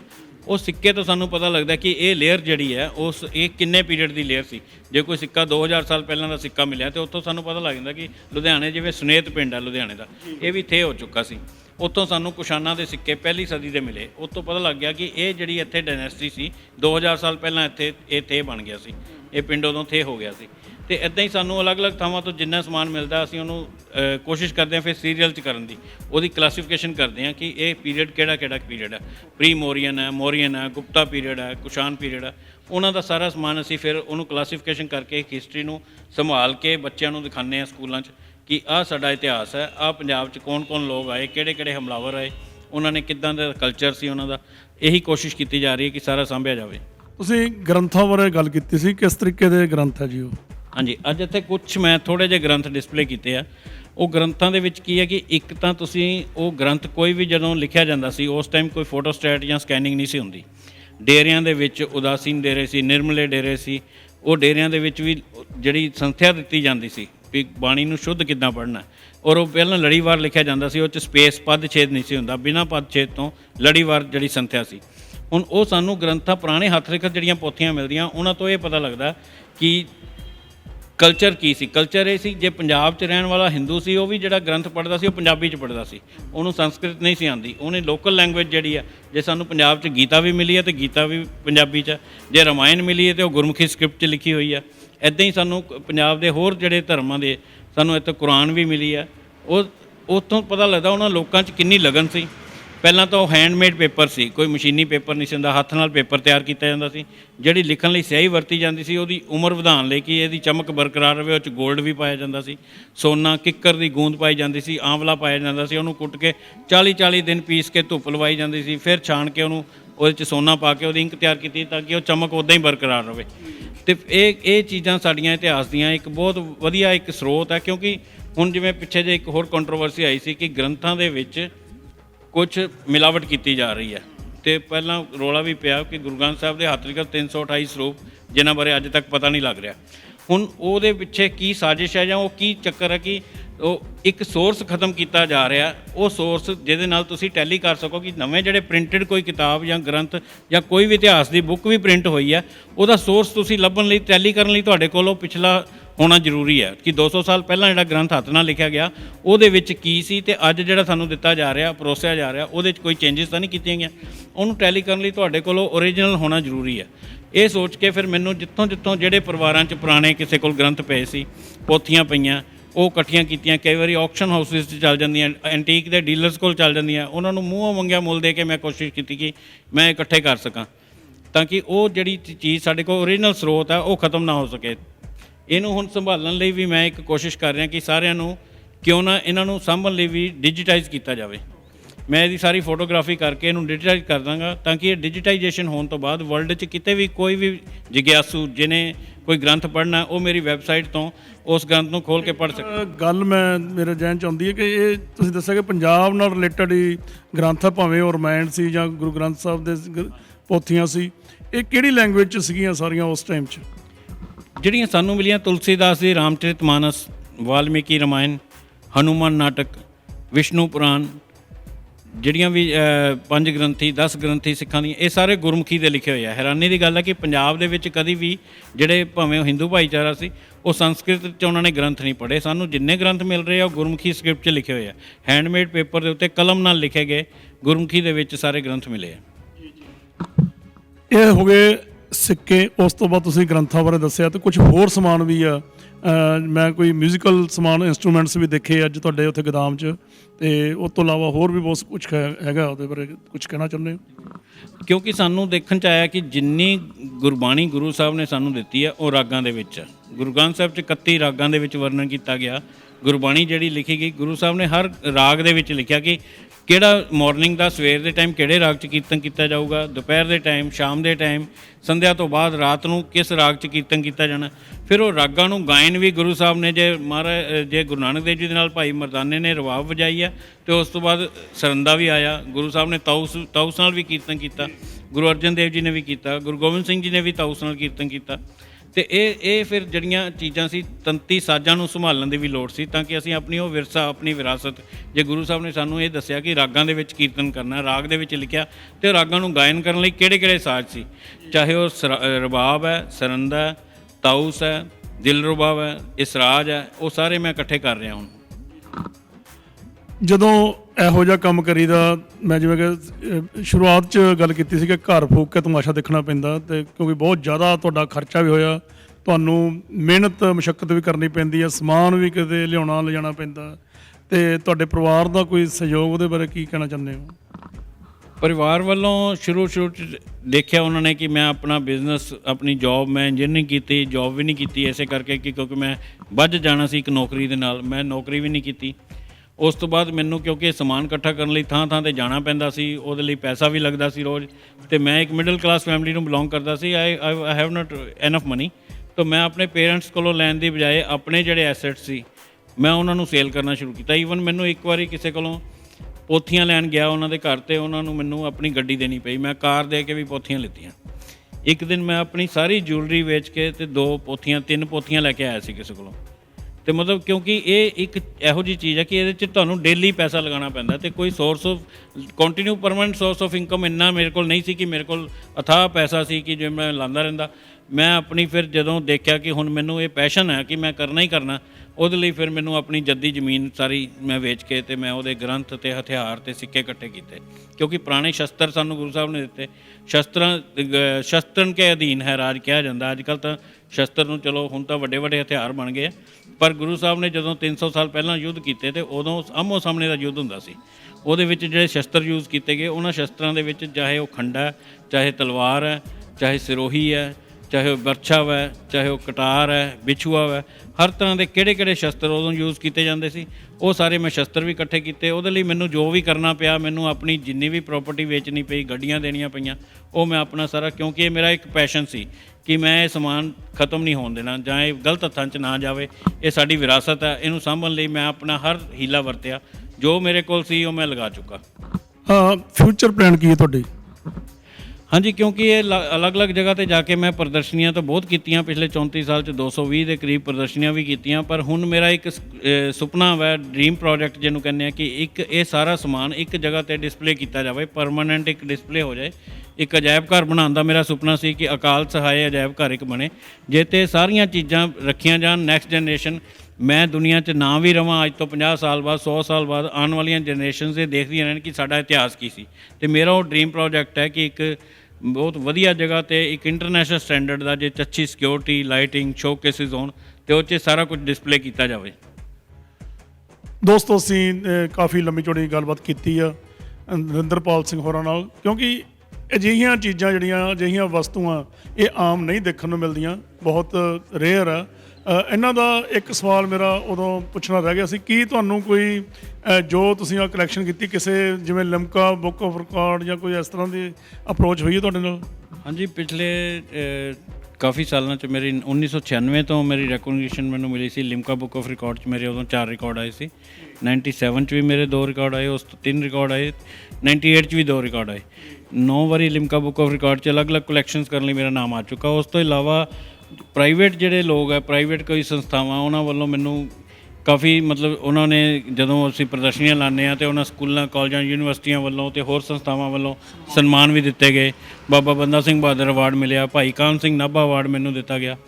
ਤੇ ਉਹ ਕਾਫੀ ਚੀਜ਼ਾਂ ਇੱਦਾਂ ਦੀਆਂ ਹੋਈਆਂ ਮੇਰੀ ਲਾਈਫ 'ਚ ਜਦੋਂ ਮੈਨੂੰ ਰੈਕੋਗਨੀਸ਼ਨ ਤਾਂ ਮਿਲੀ, ਪਰ ਹੁਣ ਤੱਕ ਸਰਕਾਰ ਵੱਲੋਂ ਜਾਂ ਕਿਸੇ ਸਿੱਖ ਜਥੇਬੰਦੀ ਵੱਲੋਂ, ਸੰਸਥਾ ਵੱਲੋਂ ਕਿਸੇ ਨੇ ਇਸ ਚੀਜ਼ ਨੂੰ ਸੰਭਾਲਣ ਲਈ ਸ਼ਾਬਾਸ਼ ਦੇਣੀ ਕੀ ਗੱਲ ਹੈ, ਇਹਨੂੰ ਮਤਲਬ ਕਿਸੇ ਨੇ ਧਿਆਨ ਵੀ ਦਿੱਤਾ ਕਿ ਇਹ ਸਾਡਾ ਵਿਰਾਸਤ ਹੈ, ਇਹਨੂੰ ਸਾਂਭਿਆ ਜਾਵੇ। ਜੀ ਬਿਲਕੁਲ ਬਿਲਕੁਲ। ਤੁਸੀਂ ਅੱਜ ਕੁਝ ਚੀਜ਼ਾਂ ਜਿਹੜੀਆਂ ਇੱਥੇ ਡਿਸਪਲੇ ਕੀਤੀਆਂ, ਅਸੀਂ ਜਾਣਨਾ ਚਾਹਾਂਗੇ ਜੀ, ਇਹ ਜਿਹੜੇ ਗ੍ਰੰਥ ਆ ਇਹ ਕੀ ਚੀਜ਼ ਹੈ ਜੀ, ਕਦੋਂ ਦੇ ਆ, ਕਿਹੜੇ ਧਰਮ ਨਾਲ ਰਿਲੇਟਡ ਹੈ? ਇਹ ਸਾਰੇ ਜਿਹੜੇ ਗ੍ਰੰਥ ਹੈ ਹੱਥ ਲਿਖਤ ਪੇਪਰ ਦੇ ਉੱਤੇ ਕਲਮ ਨਾਲ ਲਿਖੇ ਗਏ, ਜਿਹੜੇ ਹੱਥਾਂ ਦਾ ਬਣਿਆ ਹੋਇਆ ਕਾਗਜ਼ ਰਾਵਲਪਿੰਡੀ ਜਾਂ ਲਾਹੌਰ 'ਚ ਬਣਦਾ ਸੀ। ਇਹ ਚੌਲਾਂ ਦੀ ਪਿੱਛ ਤੋਂ ਤਿਆਰ ਕੀਤਾ ਜਾਂਦਾ ਸੀ, ਰਾਈਸ ਪੇਪਰ ਕਹਿੰਦੇ ਆ। ਅਤੇ ਇਹ ਜ਼ਿਆਦਾ ਦੇਰ ਤੱਕ ਇਹਨੂੰ ਕੀੜਾ ਵੀ ਨਹੀਂ ਲੱਗਦਾ, ਇਹ ਖਰਾਬ ਵੀ ਨਹੀਂ ਹੁੰਦਾ। ਜਿਹੜੀ ਇਹਦੀ ਇੰਕ ਹੈ, ਇਹਦੀ ਚਮਕ ਅੱਜ 200-300 ਸਾਲ ਬਾਅਦ ਵੀ ਇੱਦਾਂ ਹੀ ਆ। ਇਹਨਾਂ 'ਚ ਅੱਜ ਜਿਹੜੇ ਮੈਂ ਡਿਸਪਲੇ ਕੀਤੇ ਉਹ ਸਿੱਖਾਂ ਦੇ 'ਚ 5 ਗ੍ਰੰਥੀ, 10 ਗ੍ਰੰਥੀ, ਜਿਹਦੇ 'ਚ ਨਿਤਨੇਮ ਦੀਆਂ ਬਾਣੀਆਂ ਹੁੰਦੀਆਂ, ਭਾਈ ਗੁਰਦਾਸ ਜੀ ਦੀਆਂ ਵਾਰਾਂ ਵੀ ਹੈ, ਇਹ 'ਚ ਭਗਤਾਂ ਦੀ ਬਾਣੀ ਵੀ ਆ। ਉਸ ਤੋਂ ਇਲਾਵਾ ਹਿੰਦੂ ਧਰਮ ਦੇ ਵੀ ਕਈ ਪੋਥੀਆਂ, ਗ੍ਰੰਥ ਇਹੋ ਜਿਹੇ ਜਿਹੜੇ ਗੁਰਮੁਖੀ 'ਚ ਲਿਖੇ ਗਏ, ਜਿਵੇਂ ਇਹ ਸੰਸਕ੍ਰਿਤ 'ਚ ਲਿਖਿਆ ਗਿਆ। ਇਹ ਸ਼ਿਵ ਪੁਰਾਣ ਸੰਸਕ੍ਰਿਤ 'ਚ ਹੈ, ਜਿਹਦੇ 'ਚ ਹੱਥ ਨਾਲ ਬਣੀ ਹੋਈ ਨੈਚੁਰਲ ਕਲਰਸ ਦੀ ਪੇਂਟਿੰਗ ਵੀ ਬਣੀ ਹੋਈ ਹੈ। ਇਹ ਗੀਤਾ ਦਾ ਸਾਰ ਹੈ ਜਿਹੜਾ ਗੁਰਮੁਖੀ ਦੇ ਵਿੱਚ ਲਿਖਿਆ ਗਿਆ। ਇੱਦਾਂ ਹੀ ਅਸੀਂ ਅੱਗੇ ਚੱਲਦੇ ਹਾਂ, ਅਤੇ ਇਹ ਹਨੂੰਮਾਨ ਨਾਟਕ ਹੈ। ਹਨੂੰਮਾਨ ਨਾਟਕ 270 ਸਾਲ ਪਹਿਲਾਂ ਲਿਖਿਆ ਗਿਆ। ਇਹ ਕਵੀ ਹਿਰਦੇ ਰਾਮ ਭੱਲੇ ਨੇ ਲਿਖਿਆ ਸੀ, ਕਵੀ ਹਿਰਦੇ ਰਾਮ ਭੱਲਾ, ਉਹਨਾਂ ਵੱਲੋਂ ਹਨੂੰਮਾਨ ਨਾਟਕ ਲਿਖਿਆ ਗਿਆ ਸੀ। ਹਾਂਜੀ, ਇਹ ਗੁਰਮੁਖੀ ਦੇ ਵਿੱਚ ਹੀ ਹੈ ਜੀ। ਇਹ ਬ੍ਰਿਤ ਪ੍ਰਭਾਕਰ ਗ੍ਰੰਥ ਹੈ, ਇਹ ਵੀ ਸਾਨੂੰ ਗੁਰਮੁਖੀ ਦੇ ਵਿੱਚ ਮਿਲਿਆ ਜੀ। ਇੱਦਾਂ ਹੀ ਇਹ ਦਾਦੂ ਦਿਆਲ ਦਾਸ ਜੀ ਦੀ ਬਾਣੀ ਹੈ ਜਿਹੜੀ ਗੁਰਮੁਖੀ ਦੇ ਵਿੱਚ ਹੈ। ਇਹ ਭਗਵਤ ਗੀਤਾ, ਇਹ ਵੀ ਗੁਰਮੁਖੀ ਦੇ ਵਿੱਚ ਹੀ ਸਾਨੂੰ ਮਿਲੀ। ਪੂਰੀ ਭਗਵਤ ਗੀਤਾ ਗੁਰਮੁਖੀ ਦੇ ਵਿੱਚ ਹੈ ਜੀ। ਇਹਦੇ ਪਹਿਲੇ ਪੇਜ ਤੋਂ ਸਟਾਰਟ ਕਰਕੇ ਉੱਥੇ ਲਿਖਿਆ ਹੋਇਆ ਕਿ ਪ੍ਰਾਈਵੇਟ ਬੰਦੇ ਵੱਲੋਂ ਲਿਖੀ ਗਈ? ਹਾਂਜੀ ਹਾਂਜੀ ਹਾਂਜੀ ਹਾਂਜੀ, ਇਹਦੇ ਵਿੱਚ ਲਿਖਿਆ ਗਿਆ ਜੀ, ਪਹਿਲੇ ਪੰਨੇ 'ਤੇ ਲਿਖਿਆ ਕਿ ਅਬ ਭਗਵਤ ਗੀਤਾ। ਇਹ ਔਰ ਲਿਖਣ ਵਾਲਾ ਕਿਉਂਕਿ ਗੁਰਮੁਖੀ ਜਿਹੜੀ ਆ ਉਹ ਸਿੱਖ ਲਿਖਦੇ ਸੀ। ਅੱਛਾ। ਅਤੇ ਉਹਨੇ ਗੀਤਾ ਲਿਖਣ ਤੋਂ ਪਹਿਲਾਂ ਵੀ ਲਿਖਿਆ ਏਕ ਓਂਕਾਰ ਸਤਿਗੁਰ ਪ੍ਰਸਾਦ, ਏਕ ਓਂਕਾਰ ਸ਼੍ਰੀ ਗਣੇਸ਼ ਆਏ ਨਮਾ, ਏਕ ਓਂਕਾਰ ਸਤਿਗੁਰ ਪ੍ਰਸਾਦ ਲਿਖ ਕੇ ਫਿਰ ਉਹਨੇ ਅੱਗੋਂ ਲਿਖਿਆ ਵੀ ਅਬ ਗੀਤਾ, ਅਸੀਂ ਹੁਣ ਗੀਤਾ ਦੇ 18 ਅਧਿਆਏ ਲਿਖੇ ਜਾ ਰਹੇ। ਇਹ ਭਗਵਤ ਗੀਤਾ ਗੁਰਮੁਖੀ 'ਚ ਹੈ ਜੀ। ਇਹ ਜਿਹੜੇ ਗ੍ਰੰਥ ਆ ਕਾਫੀ ਪੁਰਾਣੇ ਆ, ਜਿਵੇਂ ਤੁਸੀਂ ਦੱਸ ਰਹੇ ਕਿ 200 ਸਾਲ ਜਾਂ 300 ਸਾਲ ਵੀ ਪੁਰਾਣੇ ਹੈਗੇ ਆ। ਇਹਨੂੰ ਪ੍ਰੀਜ਼ਰਵ ਕਰਨ ਲਈ ਤੁਸੀਂ ਕੀ ਕਰਦੇ ਹੋ? ਹਾਂਜੀ, ਇਹਦੀ ਪ੍ਰੀਜ਼ਰਵੇਸ਼ਨ ਲਈ ਕੀ ਹੈ, ਰੈਸਟੋਰੇਸ਼ਨ ਕਰਾਉਣੀ ਪੈਂਦੀ ਹੈ, ਰੀਸਟੋਰ ਕਰਨੇ ਪੈਂਦੇ ਆ।